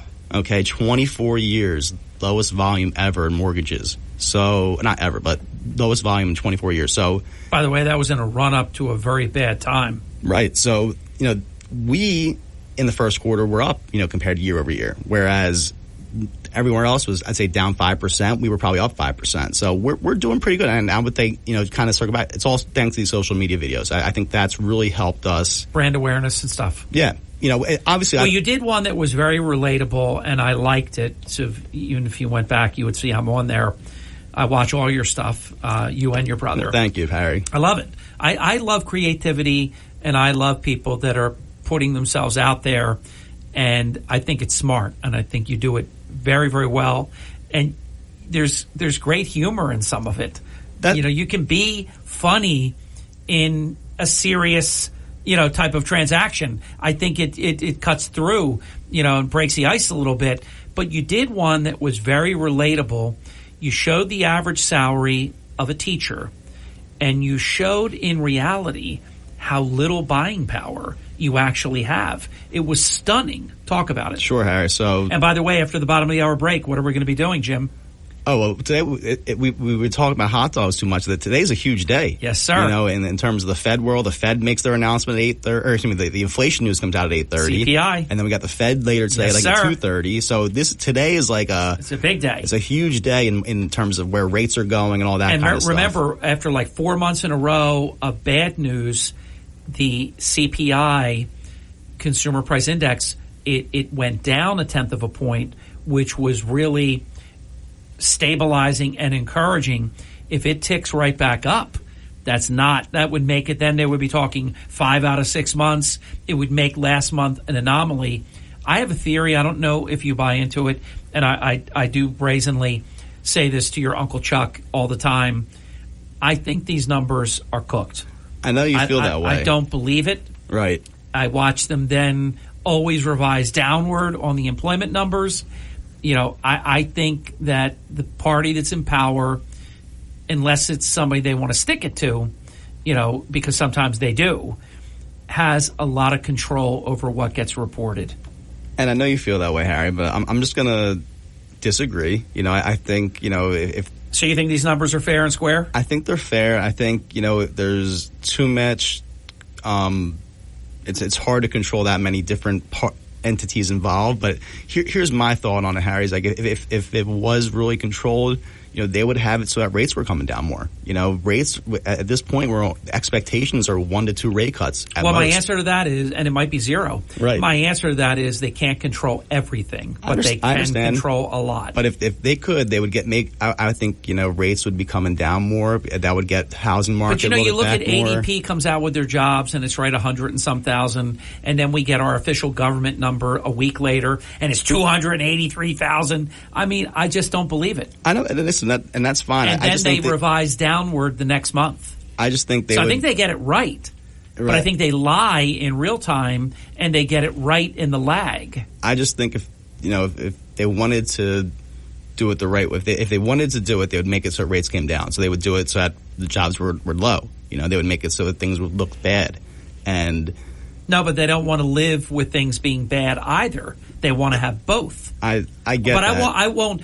You're not going to convince me, and I'm not going to convince you. No, I just think I don't want to waste our time on that. But that's fine. Tell us where you were going to go before I went in with the. Well, I honestly forget what we were talking about. We were talking about the CPI. Well, CPI is expected to go up, I think, 0.1%. So that wouldn't be good. If it goes up more than 0.1%, you're going to see rates go up possibly. I believe April was what, Jim? 3.4. Yeah, so that's exactly, and that's what they're expecting. Is again, 0.1% increase is about a 3.4% yearly. So if we saw something like 3.5 exactly or beyond, no go. So, but I have my theory though. We're within about 4 reporting moments before a big time consequential election for the presidency and control of both houses of Congress. I don't think we're going to be getting a lot of bad news for the next 4 months. So here's my prediction. Right, which and we'll come back. I understand. We're going to be able to come back to it in that starts in 3 minutes when we go to the break, and then we'll be back right after the break. So within 8 minutes from now, we'll be able to prove. I'm going to say that we're not going to get bad news today.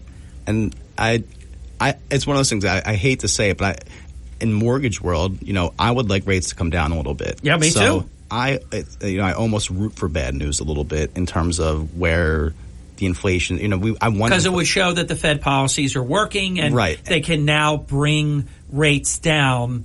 I think that's where we're going to go regardless of the numbers, Jim. So that's why I think most people are with me in that, if rates come down a little bit, the stock market goes up a little bit. And I think most people care more about that than they care about these numbers. But what happens, though, this is what starts to drive the news cycles, though. Yeah, you're right. Unemployment reports, CPI, and all these different things. They're going to focus on whatever they want to focus on. I think this is one of the last months. For about 2 more months, you could have good news, meaning like not have this go up beyond 3.4. But when we get to within a couple of months of the election, right, I promise you there'll be no bad news. All right, and I also guarantee at least one rate decrease before November 5th. I hope guarantee it. I'm hoping for it, Harry, because rates have, unfortunately, if you listen to our show for the last year, they haven't moved much. We're still around 7%, high 6s, low 7s. It just stay in that range, and really has not moved much over the last 6 to 8 months. All right, I'm going to take a flyer. I'm going to say, and we're going to go in about 30 seconds. I'm going to say, since this is one of the last months that bad news would be allowed, I'm going to say it's going to tick up to 3.5. The only thing I'm not confident is, because there's been a lot of bad news for the president, would they not want there to be bad news, and will they start the good run as of today? So I don't say this. This is not a firm prediction. I'm a little squishy on this, but I'll stick with it that I think we're going to see it tick up. And I think that is the reality of actually what is going on. I don't know if they're going to give us the square, answer. What do you say? I'm going to agree with you. I think we're going to see a slight tick up. I just don't think rates are coming down anytime soon. Well, but you got to remember. I know there's going to be a cut, but I don't think rates for 32 years I've watched this. I don't think the 10-year is going to come down much over the next few months before the election. Put it that way.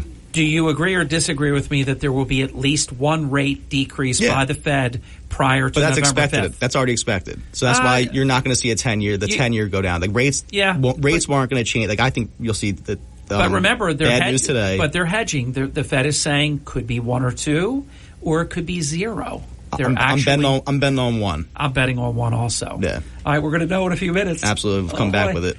Either going to look good or look real bad. If I have egg on my face when I come back, please look at the video portion of this program, which does not exist. You will see egg on my face. If not, it will be radio, theater of the mind, and then I will come back and confess that I was wrong. We'll see. We'll know in a few minutes. This is the Town Square, New Jersey Info and Weather Network. It is 30 minutes past the hour with Jim Malamut. I'm Harry Hurley. 3 stories that you can follow on the WPG Talk Radio 95.5 app. This testimony comes from a member of City Council who says that the Atlantic City mayor has allegedly called a resident at a past council meeting, quote, a dope fiend. We write about it. You can read that on the app.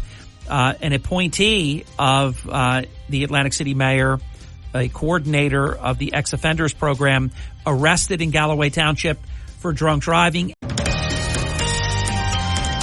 From the Town Square, New Jersey Info and Weather Network, I'm Chief Meteorologist Dan Zarrow. I have no hesitation in calling today a beautiful weather day from start to finish. Honestly, one of the nicest days of the entire year with sun and occasional clouds, low humidity, and a high of 79 away from the ocean front. Clearing quiet tonight, low of 63. Tomorrow turning warmer and more humid with hazy sunshine, high of 84, 90 with late day thunderstorms Friday. Get weather 24/7 wherever you are. Download our free mobile app today. Here is an important safety. WPG Talk Radio 95.5. For complete contest rules, visit WPGTalkRadio.com. Starting your day the right way with Hurley in the morning. We need to just listen to the facts. WPG Talk Radio 95.5. Ladies and gentlemen, the Good News Brigade, it has already started. So I like my eggs best in an Eggs Benedict, Jim. So that's what I'm serving right now. CPI, 3.3% lower than expected. Lower meaning good. April was 3.4. So stock futures extend gains, Treasury yields drop, all the things that you would expect. Should be a very good day on Wall Street today, Jim. And if you were controlling the narrative, you'd want this to happen. So absolutely, you'd want rates. And I say they do. You'd want rates to come down. So I like to see rates coming down. I'm happy about that here in mortgage land. I did a flyer because I thought, if you want to make it look legit, one more time, because then you have 3 more reports before the election. It's the last time really that you could have bad news, because it just becomes a self-fulfilling prophecy like a Jimmy Carter type era.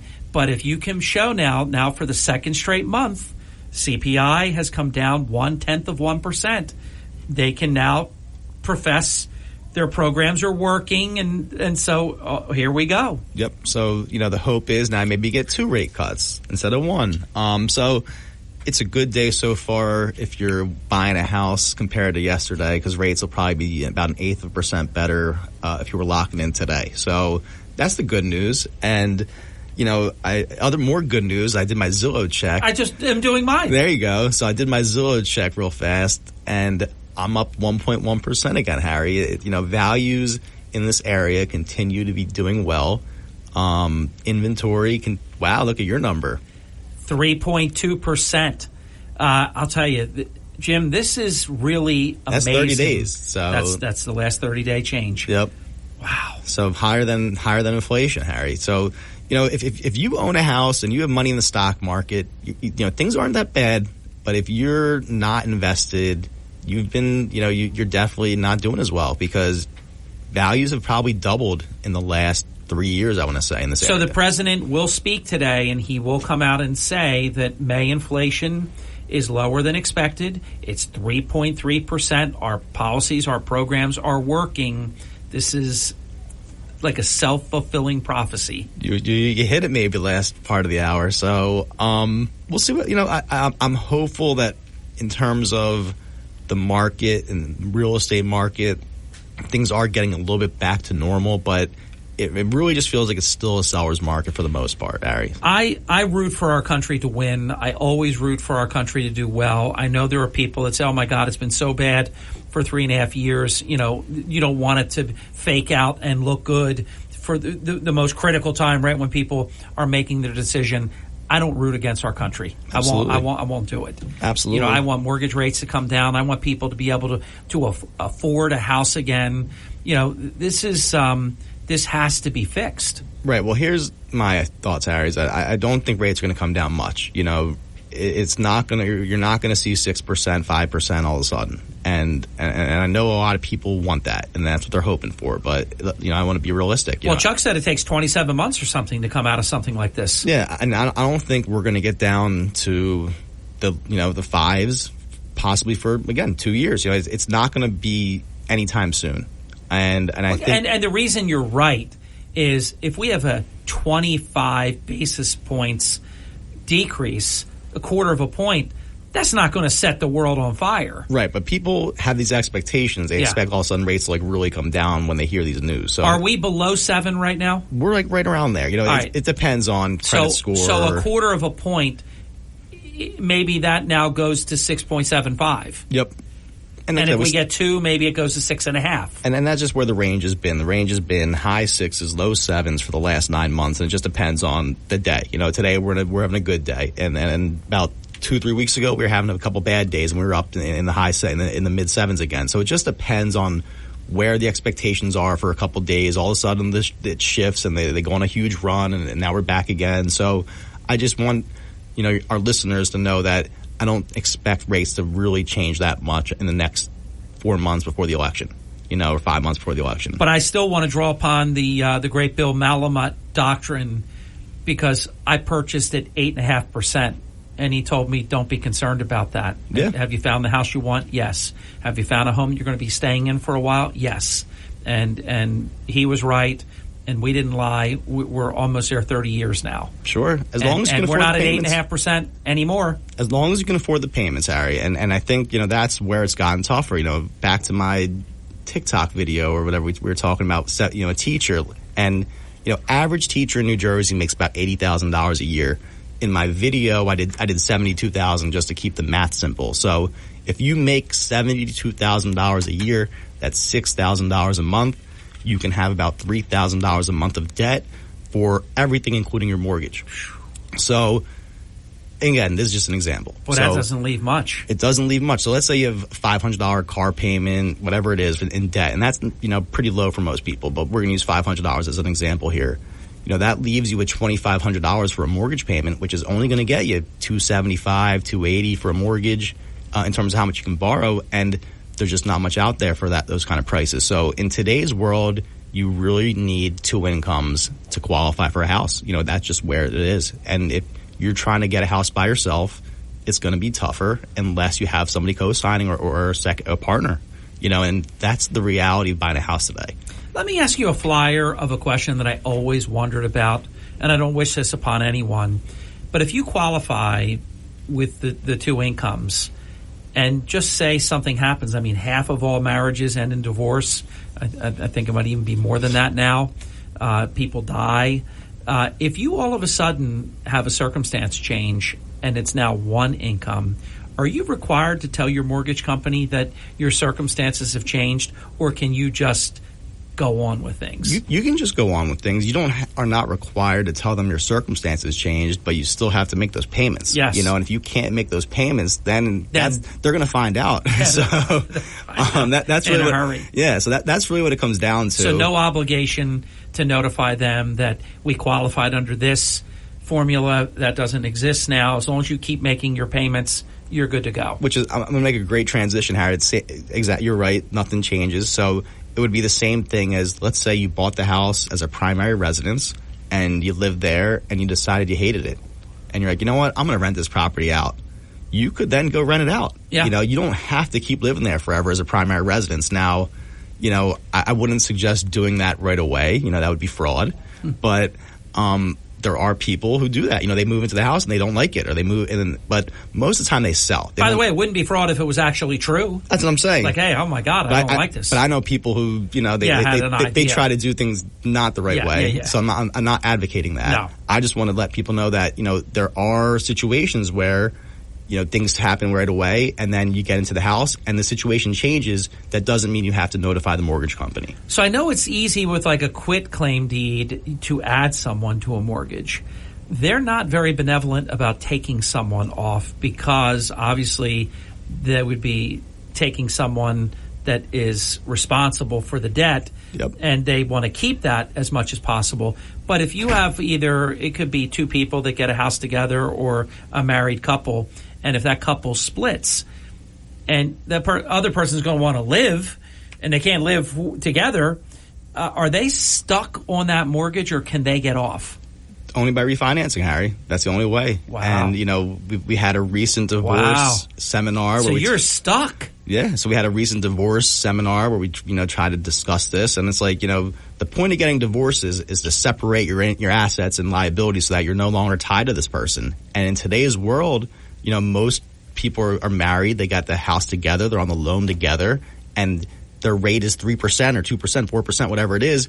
That person doesn't want to refinance now and take the 7% rate. But the other person's in a position where they won't even be able to get a mortgage. And it just, because they already have one. You have these people who, now they're stuck in this loan. They don't want to, the husband or wife, they don't want to refinance. The other person now can't get a mortgage somewhere else. Wow. And it's just, you see it a lot. That's a nightmare. Yep. Final break. We'll be right back. One more power segment straight ahead with Jim Malamut, the official, the exclusive mortgage expert for the Hurley in the Morning program and the Harry Hurley family.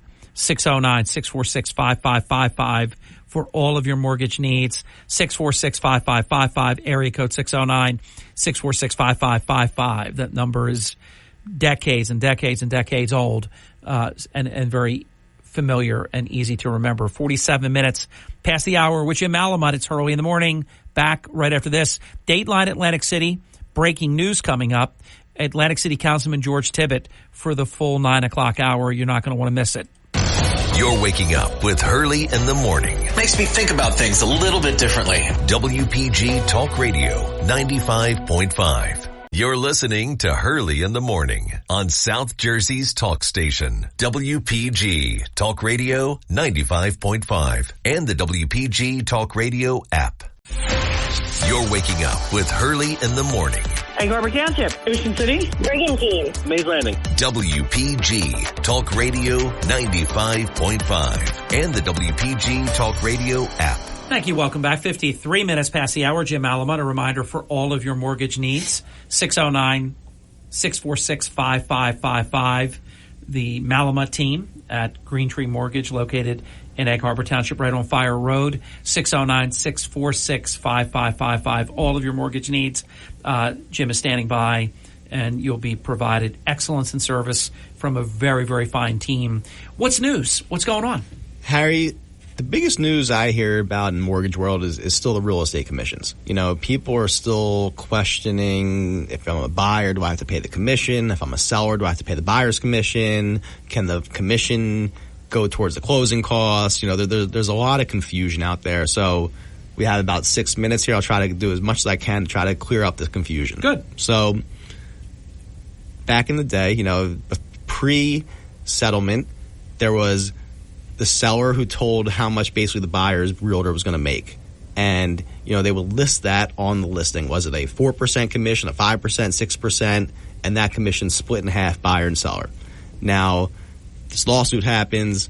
They say it's unfair, which is crazy, stupid, whatever. But now we have to deal with it. And buyer basically has to sign an agreement now up front. So if you're going out and looking for a house today, you have to sign an agreement. I would say it's coming any day now. You're going to have to sign this agreement with your realtor to go even see the house. And that agreement's going to say how much you're paying them. So that is the biggest change. You know, you're going to sign this agreement up front, whereas before you didn't really care as much if your realtor was getting 2% or 3% because the seller was paying it and it was coming out of their commission at pay to closing. So now you tell your realtor how much they're making. You know, are they getting 1%, 2%, 3%? And then that gets put into the contract and has to be negotiated, whether is the seller paying it or the buyer paying it. So, you know, these are big changes. Yeah. But to me, for the most part, I don't see a lot changing because most buyers cannot afford down payment, closing costs, and another 3% commission on top of that. You know, again, I'm talking first-time home buyers here when I say this. Now, can some buyers do it? Absolutely. You know, but most buyers, especially first-time buyers, are not able to do it. But they're not. The professionals aren't supposed to work for free. No. So here's the thing. So the commissions are just going to be paid by the seller still. You know, the seller's going to have to pay the commission. So because they're the ones that they're the ones getting the money. Yeah. They're the ones have this nest egg coming in. And they're the ones that are going to have to pay the commission, whether it's, you know, whatever the buyer agrees upon with their realtor, that's going to get into the contract, and then the seller's going to pay it. So this is just my opinion, and I could be wrong, but I don't think I'm wrong. Every so often in life, people come up with solutions for a problem that didn't exist. There was no problem here. There's no problem here. People did Harry. A lot of work. They did a lot of marketing and advertising and schlepping and appointments and everything. And I've always been of the belief, you know, the plumber fixes your leak and you pay the plumber. Professionals deserve to be paid. Absolutely. So there was no problem here, but I do understand, you know, that if you were a buyer, you couldn't tell the realtor basically how much they were going to make. And you had to just accept whatever the seller's terms were. And on larger scale commissions, you know, this could be a huge difference. So again, I get it. At the same time, I agree with you that there was not a problem here. And, you know, we're basically going to come up with the same solution. It's just now. I just feel like a whole industry got hammered that didn't need to. They did. And, you know, now they have to, it's going to be a little more awkward. You know, before you called realtor up and they said, hey, let's go see a house. Okay, are you pre-approved? Yes. Okay, let's go. And you would sign it, you know, you'd make an offer, and then, you know, your realtor got paid at the end. But now you have to figure all that out up front. How much is the realtor going to make? And you have to kind of tell them, okay, well, do I have money in the bank or not to pay you? And if not, we know from day one the seller's going to have to pay it. So, you know, it's not the end of the world, is really what I want to tell you, is that things are going to be okay. We're all going to get through it, and there is going to be some confusion out there. But, you know, the one thing is it's really not that crazy. It's going to be the same. You know, the commission does not count as a closing. So let's say we do it where the seller is going to pay the commission, right? That commission does not count as a closing cost that the buyer has to pay for. Yeah, no financial impact on the buyer. In terms of, that actually helps that side. Right, and in terms of like seller concessions, we have sometimes where the seller can pay concessions to help the buyer get into a house. That commission does not go towards the seller concession. So just like pre-NAR settlement, that's the way it's going to be post-NAR settlement. So, you can still have the seller pay the full 6% commission. You can get the seller then to pay your entire closing costs for you. And if you're even lucky, you can get a grant to pay your down payment for you. So there's still ways to make this work, and it's just going to be a matter of negotiating up front. And in some cases, there's going to be some buyers who pay the commission, but in most cases, the seller is going to still be paying it. Now, with supply being still at a premium, aren't there buyers that are available that sellers don't have to worry about any concessions or anything? Absolutely. And they said that there's going to be some buyers who are going to pay the buyer commissions. That's going to happen on these hot properties. Because that's going to have them win the deal. Right. But it's just, end of the day, it's all negotiable. House has to appraise. I want to say this is a mirage that music is playing. We got this. I just felt like we just talked about hot dogs. We were talking. It was a hot dog day. My God. But it's summertime. It's a good day for hot dogs. Maybe I'll have some tonight. Closing comment, 30 seconds. Man. So by the time I'm here next month, I think the Dragon Boat Festival will happen for Gilda's Club. That's big. So that's a huge one. I think it's July 11th. I forget exact date, but the second Sunday in July, right after July 4th. And CPI will tick down to 3.2. I hope so, Harry. Again, if I was writing the script with Joe Biden, like you would say, this is the script I would be going with. We're on a glide path, Jim. Let these rates keep coming down for Jim. It's real. It's real. Great to be with you, Jim. Absolutely, Harry. Thank you. Thank you. Have a great day. You do the same, my friend. Jim Malamut, our exclusive mortgage guru, 609-646-5555. From Harry Hurley Way in the world's playground to the broadcast pioneers of Philadelphia Hall of Fame, you're about to find out why Harry Hurley has been named to the Talkers Magazine list of the 100 most important talk show hosts in the nation. Live from the studios of Town Square Media in Northfield, it's Hurley in the Morning on WPG Talk Radio 95.5 and the WPG Talk Radio app. We are back. It is 6 minutes past the hour. Atlantic City Councilman at Large George Tibbett is here. He'll also be here on Friday to do what we typically do together. Today is on the day of an Atlantic City Council meeting, and there will be things going on tonight that we're going to talk about for a part of this hour. Let's welcome Councilman Tibbett to the program. Councilman Tibbett, good morning. Good morning, Harry. How are you doing? Well, I hear your voice. That tells me right away you sound under the weather. Yeah, I've been sick for the last 3 days, and that's why I wanted to call in today, because I won't be able to make that meeting tonight, but I'm not going to sit here and punk out and not answer any questions. Oh, you know what's good about this? Because that's exactly what unscrupulous people will do. They'll say, you didn't want to face the music tonight. So, all right, so we'll go there. I have another issue that I want to bring up that involves Marty Small, but let me go here. This very honorable of you to just come right up, right out front with this. Tonight at the council meeting, and I have a copy of it, and I published it on the digital platform of WPG Talk. I'm going to just pot your mic down while you're coughing. It's on the digital platform of WPG Talk Radio 95.5 if you would like to take a look at it. But it's completely political. There's no there at all. And it's so unjust, but yet it's going to happen. Because much like the way our country is being run right now, everything's weaponized. So they're going to use the process of a censure against Councilman Tibbett.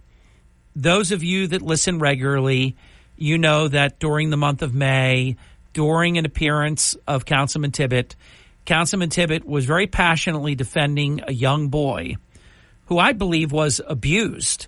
The two Smalls have criminal child abuse charges that are working their way through the courts as we speak. But I believe this child, and we're not going to name any names, but was dragged through the criminal court by Marty Small in a vicious, completely unnecessary attack on a child. And it was thrown out of court post haste. I remember how teed off you were, how passionate you were about this child that was being treated this way by Marty Small. What kind of adult takes a child to court like that?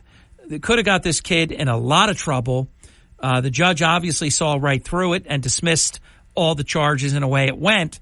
You came on with a lot of passion, and you made the statement, that you had seen some public works employees. I vividly remember this interview that we did, and you said that they should spit on Marty Small. By the time the words got out of your mouth for a millisecond, you immediately said that I apologize for that. I don't mean that literally. And I knew then, and I know you knew then, that an unscrupulous politician like Marty Small, a lowlife like Small, would take this as though it's real, that it's literal, and they've tried to make trouble for you ever since with it.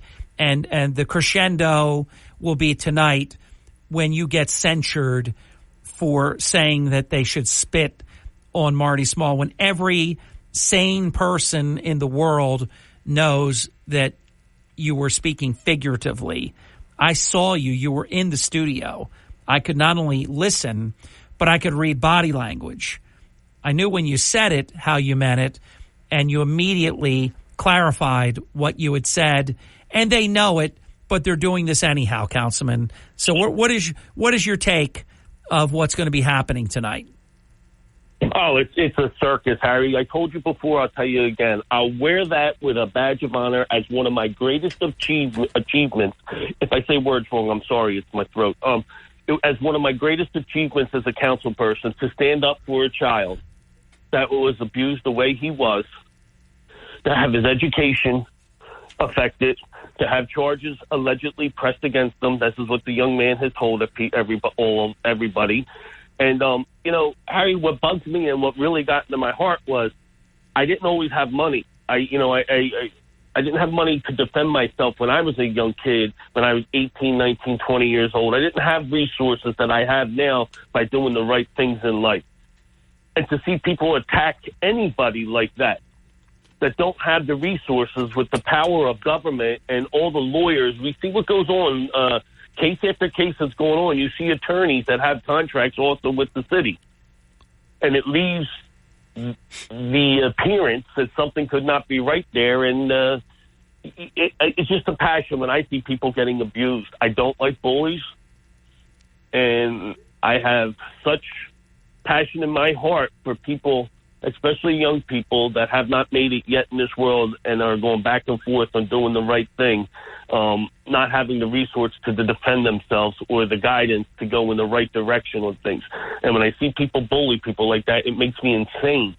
And I think to myself as a young kid, if I didn't have people like John Sykes that steered me in the right direction right out of high school and put me on the right road to things, where would I be today if the streets would have got me?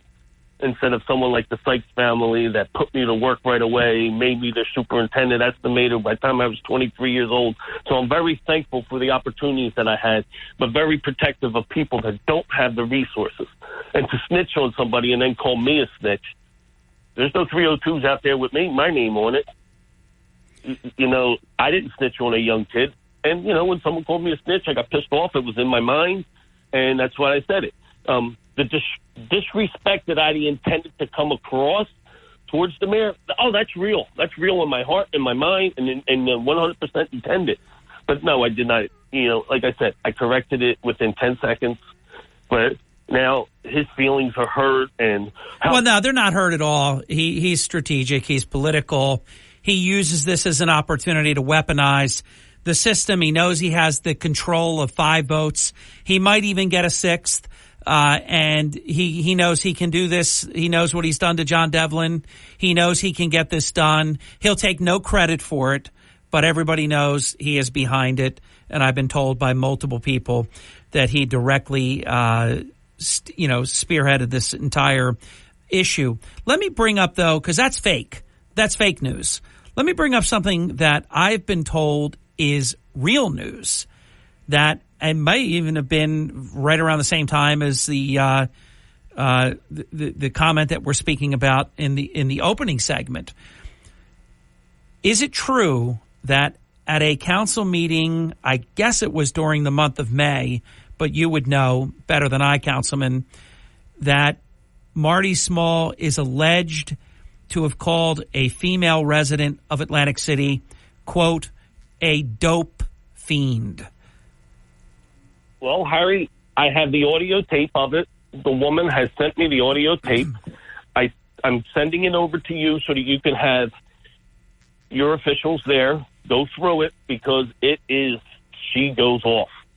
She goes off like you can't believe. Here's a woman that works 3 jobs to provide for her kids, has a spotless house, struggles, a single mother that struggles to raise her kids and do everything she's supposed to be called a dope fiend. In this audio, I could say this is, in this audio, the woman is yelling at me, what kind of man does that?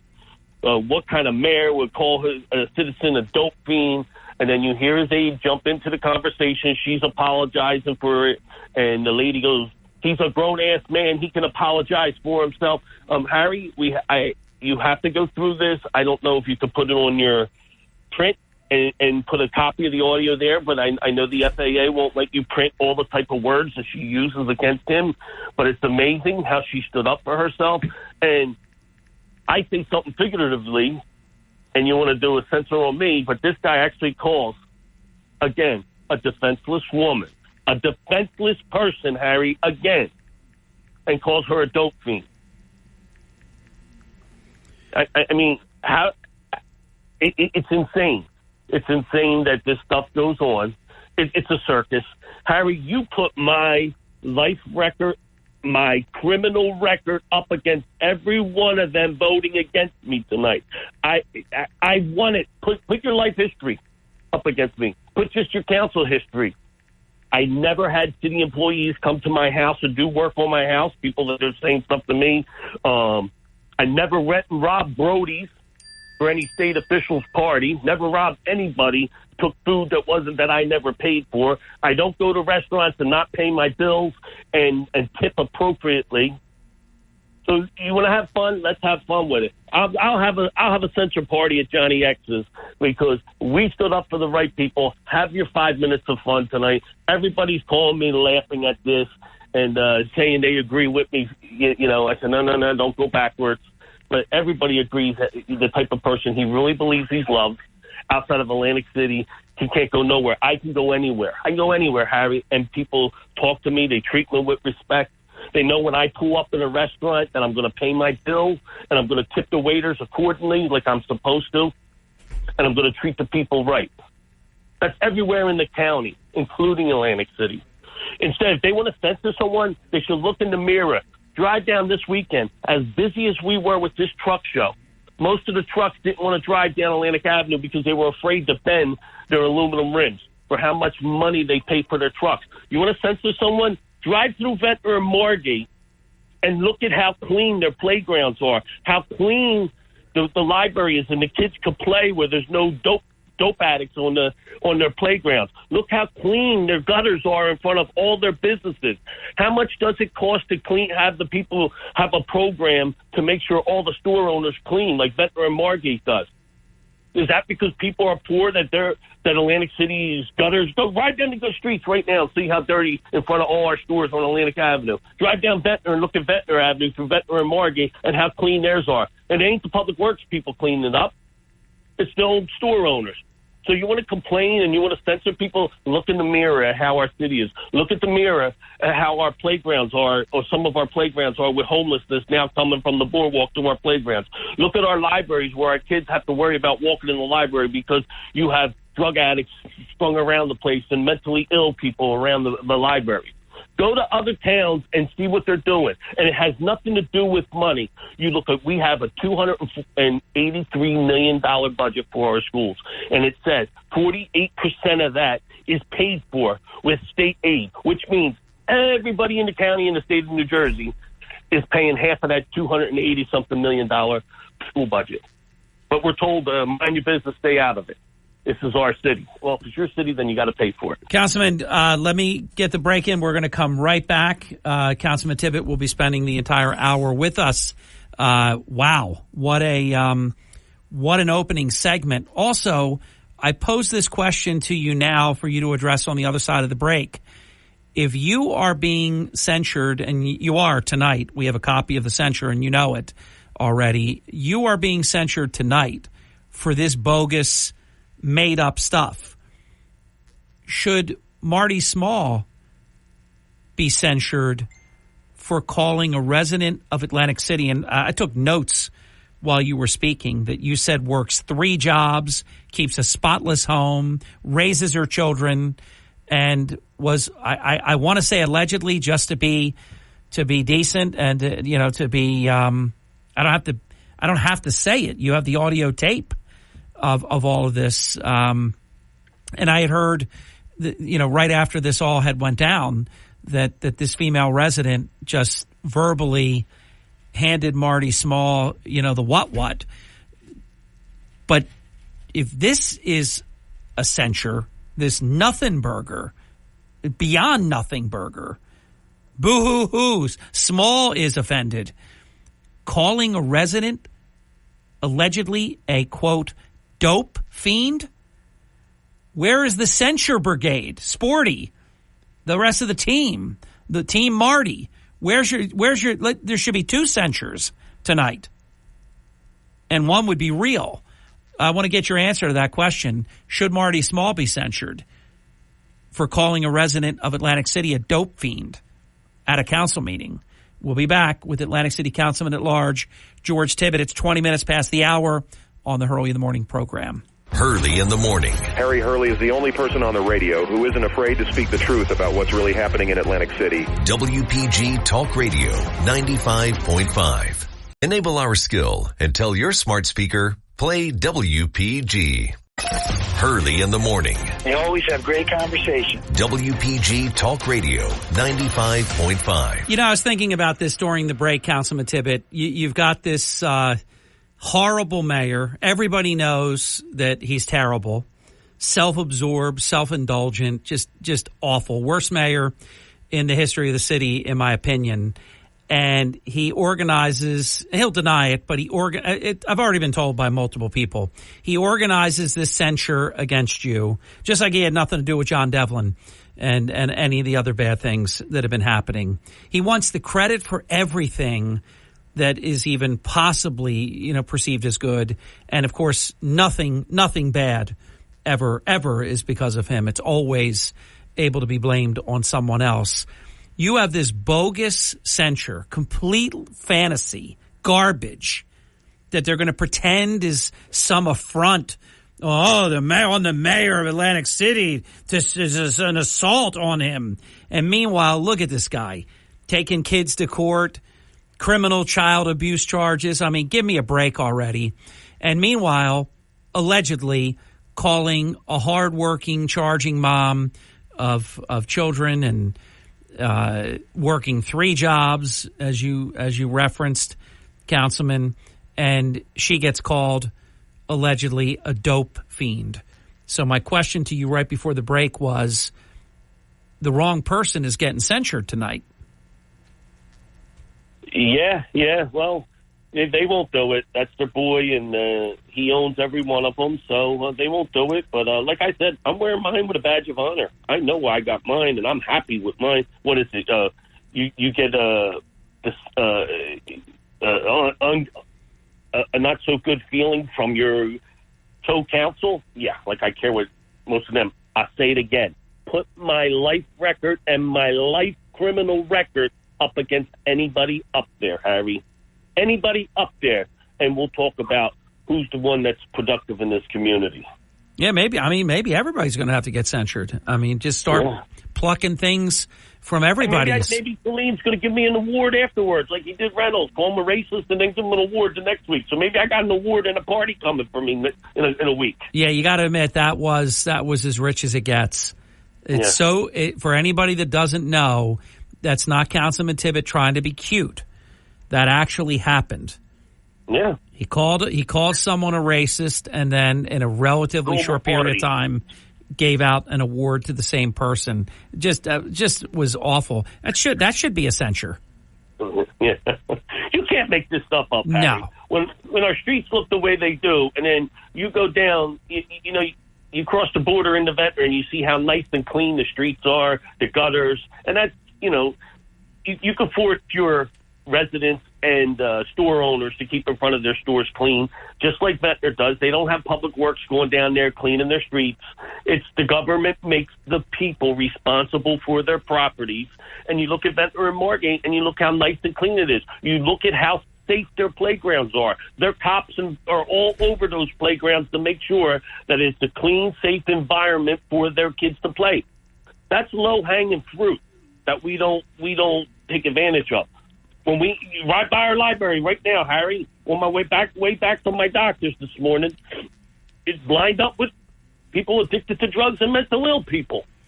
Now kids are getting out of school and they want to go to the library in the summer. You got to let your kid walk through that. By the way, I made a prediction because it was so pristine, beautiful. I really wanted Stockton University to keep ownership of the Carnegie Library, but it was in the agreement that if it's not being used for an educational purpose, then it reverts back to the city. I would have loved for that to have stayed in Stockton's hands because they kept it pristine, beautiful. My prediction was that in a relatively short period of time, it would look not like it did. I can already tell that Stockton University doesn't own the Carnegie Library. What is it about accomplishing the very basic things that are not difficult that they can't do, George? And I would submit is because the priorities, Marty wants to be in the movie, everything is about him, and it's not about good governance. Well, Harry, when you run short, as long as we did police officers, hurrah, hurrah, we have police officers now, and you still need more. But when you run short all that time, and we're not hiring cops, as long as we didn't hire cops, running below the numbers, I don't care what the state says we need. I know what I need from being here every day. And, that's the ramifications of people that do what they want on the streets. You can't blame city workers for residents and people on the streets tearing stuff apart. But you look at the boathouse right now. You don't see that. You don't see that building starting to lose its shingles. You don't see the siding coming off of it. You don't see the building right behind it. There's like a canopy right behind it. And that's another example where a deal could have been done with Stockton. Stockton would not have to be in Brigantine. But, it's so easy to predict, though, the things that Marty doesn't have any care for. Like he could care less about the ice rink. He could care less about the boathouse. He could care less about the Carnegie Library.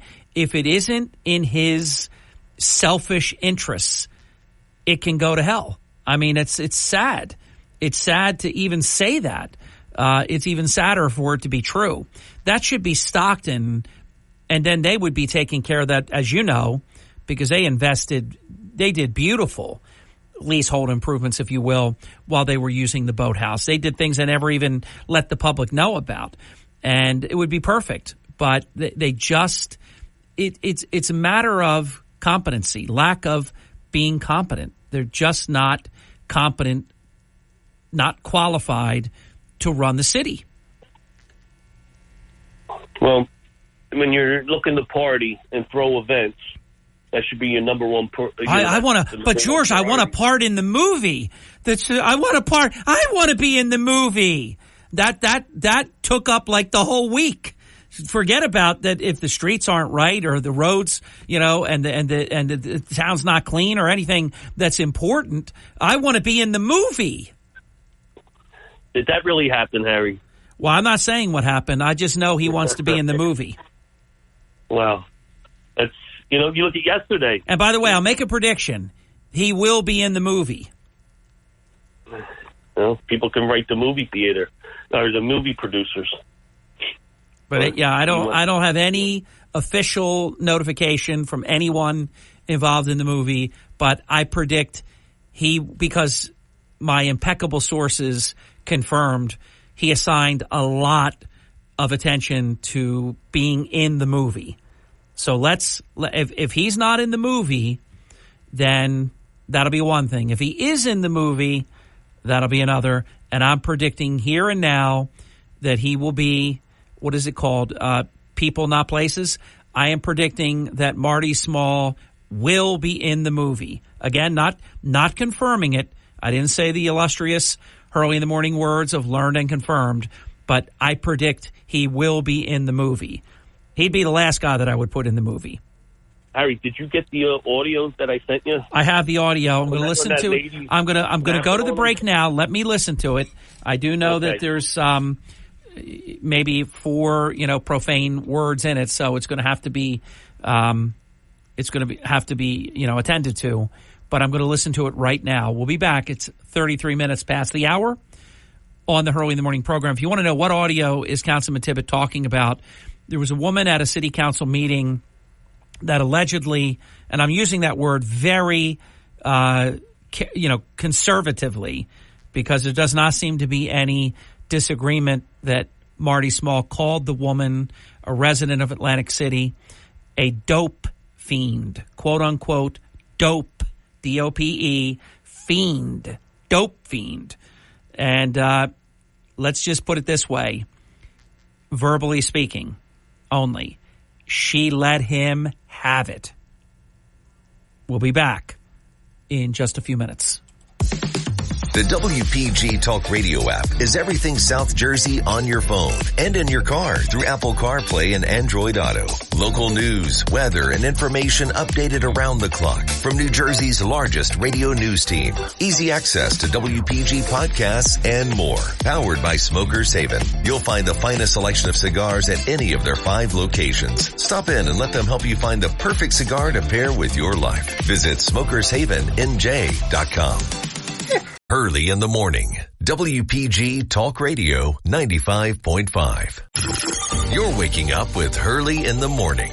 I'm looking for trustworthy news. WPG Talk Radio 95.5. We are back 39 minutes past the hour. Dateline Atlantic City, visiting with Atlantic City Councilman at Large George Tibbet. Now understand, he will be censured tonight because this in Bizarro world, this is the way that it goes. The guy that is the good guy is going to get censured. But yet here we have, and now I have heard it for the first time. I would love to play it for everyone to hear over the air. This woman verbally blasts the so-called mayor of Atlantic City to where he is afraid to even speak. His aide comes out and apologizes for her being called a dope fiend. The mayor does not even comment. This woman verbally just completely shuts him down. Now, there are at least 4 parts, though, where the language is just too salty for us to play. But, Councilman, now I have the full, wider spectrum of observation as to what happened here. He certainly does not deny calling her a dope fiend. She's extremely compelling that she was called a dope fiend. The aide to Mayor Small apologizes to her for him calling her a dope fiend. That seems to be pretty much asked and answered, isn't it? Yeah, and she threatens to slap the you-know-what out of him. Oh, it's unbelievable. Yeah, that was a figure of speech, too. She could have slapped him if she wanted to. Oh, that's interesting. Is she going to get censured? By the way, is she going to get censured? That's right. She said she's going to slap the bleep, bleep, bleep out of his face. You just said somebody should spit on him, and you didn't mean it, and you're getting censured. You know what? His censure should take place tonight. Now, we know it won't, but his censure should take place tonight. You know what, Harry? But here's a key point. A lot of this started over at the Board of Education when she was sticking up for her child. Her child was having a problem in school, and you hear her. Now, you got to hear her firsthand, how passionate, and, she's a fighter. The woman's a fighter, and she fought for her children. You can imagine how she would fight for her children, if after hearing that. And you see the crossover, Harry? No doubt about it. That's why, two people that reside in one household with way too much power, especially considering their character, in my opinion, which is not good. And the criminal charges that they both face. And here's this woman. You know what I can't figure out? I'd love to know why, because I thought it all happened at the meeting. It technically did, but it was in the elevator coming into the meeting.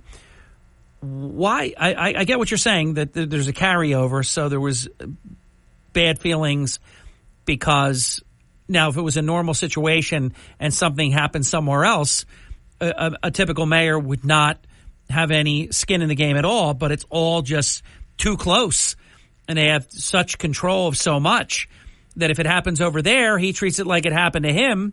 So I kind of get it now. I didn't understand, why would he call her a dope fiend? Now I find out it's on the elevator. So she's there at the meeting now, and she really let him have it. I'm glad it was captured on audio. I'm very pleased because, if it wasn't, it would just be denied that it never happened. Yeah, and Harry, again, you picked on a defenseless woman that turned out not to be defenseless. Yeah. I'll tell you how I take that as a listener. Obviously, it's not a video, so I cannot read Marty Small's body language, but she completely owned that dialogue. She owned it to where he was paralyzed and was afraid to say anything. And you know what, Harry? Here's a case of the law of unintended consequences.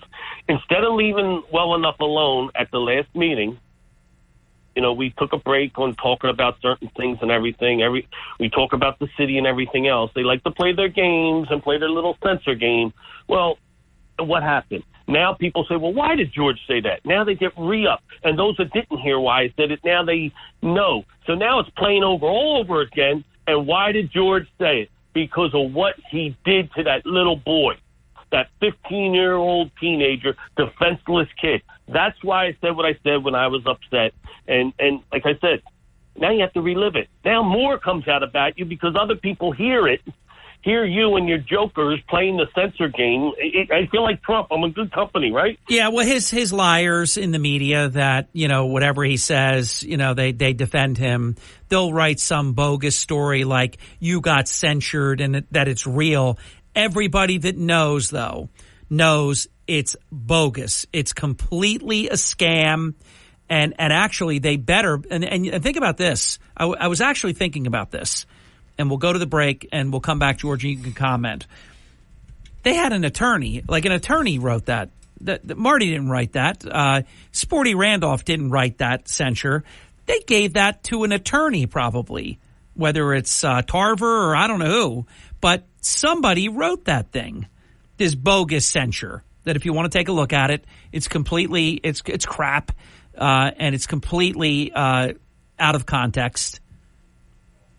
And I'm really pleased that Councilman Tippett has had the opportunity, unfettered, to be able to explain what he said and why he said it and exactly what it meant and what it didn't mean, because then people will know the truth. Because there are the puppets that get, classified ads and, and all these things, all this stuff that will just write, Councilman Tippett censured by his fellow councilmen, and they'll make it look like there was something real here.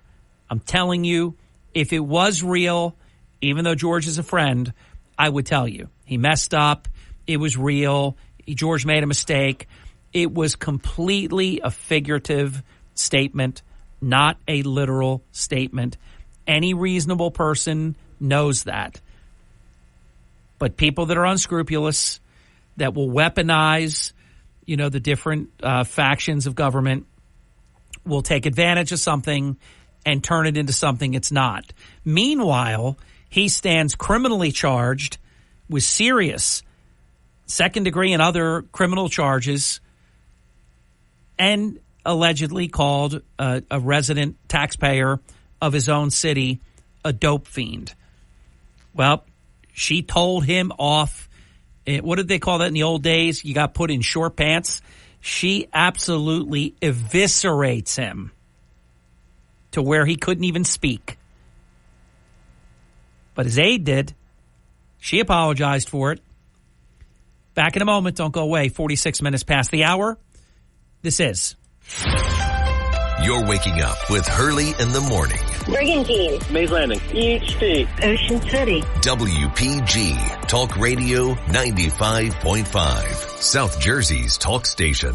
Neat. WPGG Atlantic City. WENJ HD3 Millville. A Town Square media station. Gold demand is skyrocketing to record highs. As more Americans rush to preserve their savings, will there be enough gold? I'm Dr. Ron Paul, and I believe physical gold is the only way to truly protect your 401k or IRA savings. Gold offers tangible security that can't be tracked, stolen, or inflated. That's why I strongly advocate for gold IRAs. To learn more, text the word PROTECT to 989898 now. Birch Gold Group will send you a free info kit on gold IRAs. Birch Gold is the only gold company I trust, and there are thousands of rave reviews prove I'm not alone. So don't wait another second. Protect your retirement savings today. And see how easy it is to move your IRA or 401k into physical precious metals. Text PROTECT to the number 989898 for your free gold IRA info kit. Again, PROTECT to 989898. Message and data rates may apply. Wake up weekday mornings with Hurley in the morning. This is the stuff we need to talk about. WPG Talk Radio 95.5. Thank you. Welcome back. 51 minutes past the hour. Dateline Atlantic City with Atlantic City Councilman at Large George Tibbett. If you're just joining the program, Councilman Tibbett will be censured. We have a copy of the censure. Look, you know me. I think I've earned it after almost 32 years. I don't lie to you. I tell you the truth. If this had any shred of credibility, I would tell you. It is completely political, strategic, and manufactured. If it was otherwise, I would tell you. And I'm very pleased to have had the opportunity to give Councilman Tibbett a prebuttal to what's going to be happening tonight. Because it's not right. And it's so ironic that just as like usual in this bizarro world that is the Marty Small, and I usually say error, the Marty Small error, not ERA, that the wrong person is getting censured. You know, when a sitting mayor calls a resident homeowner taxpayer mom, and someone's working 3 jobs to make it and is called a dope fiend, and she lets Marty Small have it. You'll hear the audio one day. It has to be a little bit toned down in terms of some of the salty language that's in it, but not the tenor and the meaning of the conversation. She has apologized by Marty Small's aide. He does not deny saying it. She emphatically says that he did. And she really lets him, I've listened to it, she really lets him have it. So I conclude that the wrong person is being censured tonight. Somebody needs to man up, step up, and there needs to be a censure. Now, I know it would only have the potential to maybe get 4 votes because Marty Small controls 5 no matter what. But, George, I have to say this, not just to defend you, but the wrong guy is getting censured here. Yeah, but, Harry, it's an award. You got to look at it as an award. I know what you're saying. I do. Aren't hurt. My feelings aren't hurt. It is a censor. All it is the opinion of your peers. Come on. I mean, what's going on in America? Joey Chestnut is not going to be there on our Independence Day eating Nathan's hot dogs. George Tibbett's getting censured. Marty Small's indicted but not getting censured, or he's, I should say, criminally charged. I mean, has the world gone mad? Well, Harry, I've been informed that you can share that with anybody unedited that you choose. You can share it with anybody that asks you for it, and they're going to see He messed with the wrong Spanish woman. Well, I hope the gentlelady is listening right now, because she's a wonderful person that works very hard. She has all my respect. When someone does the right things, they work hard, they own their home, they take care of their home, as you mentioned, that it looks beautiful, takes care of her children, and then comes to a public meeting and is allegedly called a dope fiend. And then she's testifying on behalf of herself, very colorfully, I might add, and I would say very appropriately for what she had been called. And she says she doesn't even take drugs. Or drink, so you can't, by definition, you can't be a dope fiend if you don't take drugs. I don't know why would somebody say something like that? We can't answer for a lunatic, but why would he say that, Councilman? I have no idea. And again, it's the law of unintended consequences. You tried pulling a scam on me, a sham, and like I said, I could go anywhere in this county, and I'm respected as a person. I'm respected when I go in the restaurants. I don't have to worry about my food, because I treat people with respect. People see the job I do. They see what I'm up against at certain times. Yeah. And they just put the two characters next to our character next to each other. And, I'm proud. I hold my head high everywhere I go. Let me refer back to the gentlelady that verbally laid Small out. That takes a lot of courage to, because here's a guy that travels with uniformed police officers at all times, the power of the position, an away game, if you will, because it's right there at City Hall. That takes a lot of courage to do what she did. I really respect her. Yeah, I got to give her a lot of props for standing up for herself. A lot of people would just take it and maybe cry and, go home and be upset. She gave it to him, and he had it coming. And you could tell he didn't say anything. He knew he had it coming.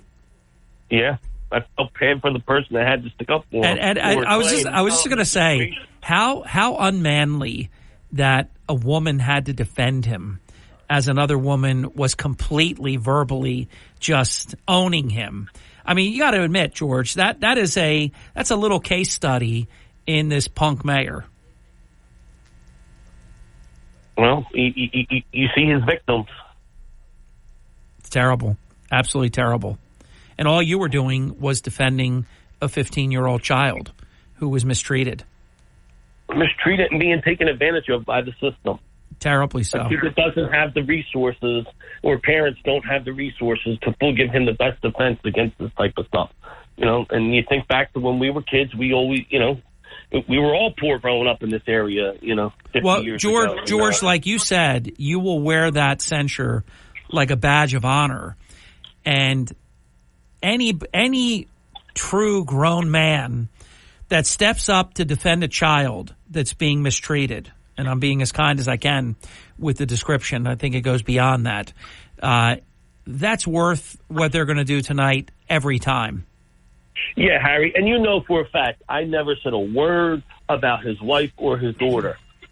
Never, not once. People tried saying I did. I was very careful never, ever to do that. But the boy is off limits. That's my prerogative if I want to stand up for that boy and what happened to him. That's crossing the line, what they did with that young kid. And I'm sorry. That's the way I feel, and I'm not going to change the way I feel. Well, George, I'm going to back you up on that. I vividly remember conversations where a lot of people would have just come right in and started saying this and that and the other, and you were very respectful. You didn't say anything about LaQuetta Small. You absolutely didn't say anything about their child. In fact, you said you won't do that. And then meanwhile, this is what they do in return. When kindness is not met with kindness, you were extremely kind under the circumstances, especially with the track record here where you could have had a field day. Once, I'm always of the belief that indictment or if you're direct charged, that it's an allegation, that you have the right to your defense and wrote about that, have spoken about that. There are a lot of people, though, that just recite charges like they're already convictions. You didn't do any of that. Nope. You did just the opposite. You can end up getting off. Yeah, you did say that. You did say that. Yeah. So when you first look, I wrote about this a number of days ago that it looked like a censure was coming your way. Now that you know that it's going to happen, what goes through your mind as an incumbent elected official when you know exactly what you did and didn't do, and this kind of thing is happening?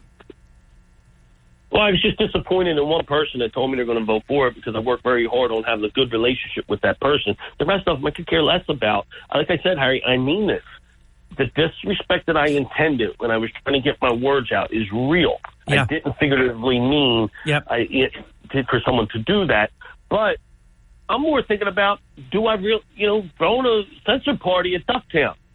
Having a party, and I hope you would come, Harry, and to stand up for the little people. All the little people can show up, Harry, because that's what it's about. Well, yeah, it's funny. It's funny, George, listen. This is funny you should say this because this is like deja vu all over again, as Yogi Berra would say. Because how do I put this? Many, many years ago, there was something going on, and the hero Mike Heath, Don, myself, there was a pink punk panties party because of certain people, men that were being very unmanly, and it was widely attended. It was fabulous. We were spied upon by certain unscrupulous city people. I would proudly attend a George Tibbet censure party celebration because go ahead. We can raise money. We can raise money for sexually assaulted kids. Great idea. I think turn this so-called negative into a positive, and let's help raise money to get therapy for sexually assaulted kids. I think it should be the George Tibbet Censure Celebration Fundraiser. I think you're right about that. I'm not kidding, Harry. I know you're not kidding. Bring more light to it. Bring light to kids that are sexually assaulted, and that it still goes on in this world, and let's help get them the therapy that they need. What a great idea. That is so smart. You take something that's extremely petty and completely bogus, and everybody knows it, and I'm so happy that you've had the opportunity to do a pre-buttal on it because the usual low-life fake media sources that will print this like it's serious. Oh, the Atlantic City Councilman at large, George Tibbet, was censured. Yeah, right. And as far as the one that you're disappointed in, don't be disappointed because he's worse than the others. I'd rather deal with the others because you know exactly where they stand. They're completely co-opted. The one that acts like he's not, that's the worst of them all. So you shouldn't even be bothered by that one. But I put a lot of time and effort into building a friendship and a good relationship with, but we'll leave that alone. Yeah. And we'll just leave it alone. Yeah, but you see what mattered there. But the best part was we brought out, again, people reached out to us with an audio video of a Spanish woman that was verbally assaulted by the mayor. And you see, again, every time you do something to hurt somebody, three things come back at you. Yeah. Karma gods don't like this guy. Oh, no. You're right about that. Look, this will boomerang, too, in a really positive way. Number one, I think he needs a censure, now that we're in the censure business, for allegedly calling a resident of Atlantic City a dope fiend. That's not a dope fiend. You shouldn't call anybody that, even if somebody has an addiction problem. You don't do that. But that's in keeping with who this current tentative mayor, this temporary mayor, because he's not going to be. He's always the one saying that other people aren't going to be around. Nobody wants him. Nobody wants this anymore. It's completely unacceptable. But something good will come out of this. You're accepting it as a badge of honor. And I agree with that. Closing comment, we've got about a minute and a half. Well, Harry, I just want to say thank you for the opportunity and to speak. And to show the people, it continues. The abuse of that Latino woman was uncalled for. Terrible. And I'm glad it got out. And like I said, you've had permission to give the uncut version to anybody and everyone that wants it. I think it's, I will be passing it on to some Latina groups to see how he treated her. And let's see if people stand up, get tired of it and stand up in the Latino community. Councilman Tibbet, good wishes tonight. You began the program by advising everyone that you've been under the weather. It's clear in your voice for the past 3 or more days, so you will not be at the meeting. And clearly, you're not avoiding the meeting for any other reason. No, absolutely not. I've taken worse lumps in person. Well, it's good. With tonight, you're actually missing getting an award, so that's a shame. This is an award that you're getting. It's not a shame because I keep thinking about the surprise party that Kaleem will probably throw me in another week. Yeah, well, congratulations on your recognition tonight, Councilman. So, all right. Good to talk to you. Hey, bye-bye. Just got a text message because I get these kinds of things pretty much as soon as the word comes out that NBA legend, the logo, 86 years young, Jerry West has died. I'm a big Jerry West fan. He played the right way. He was a great executive. That's a tough one. Here is Brian Kilmeade.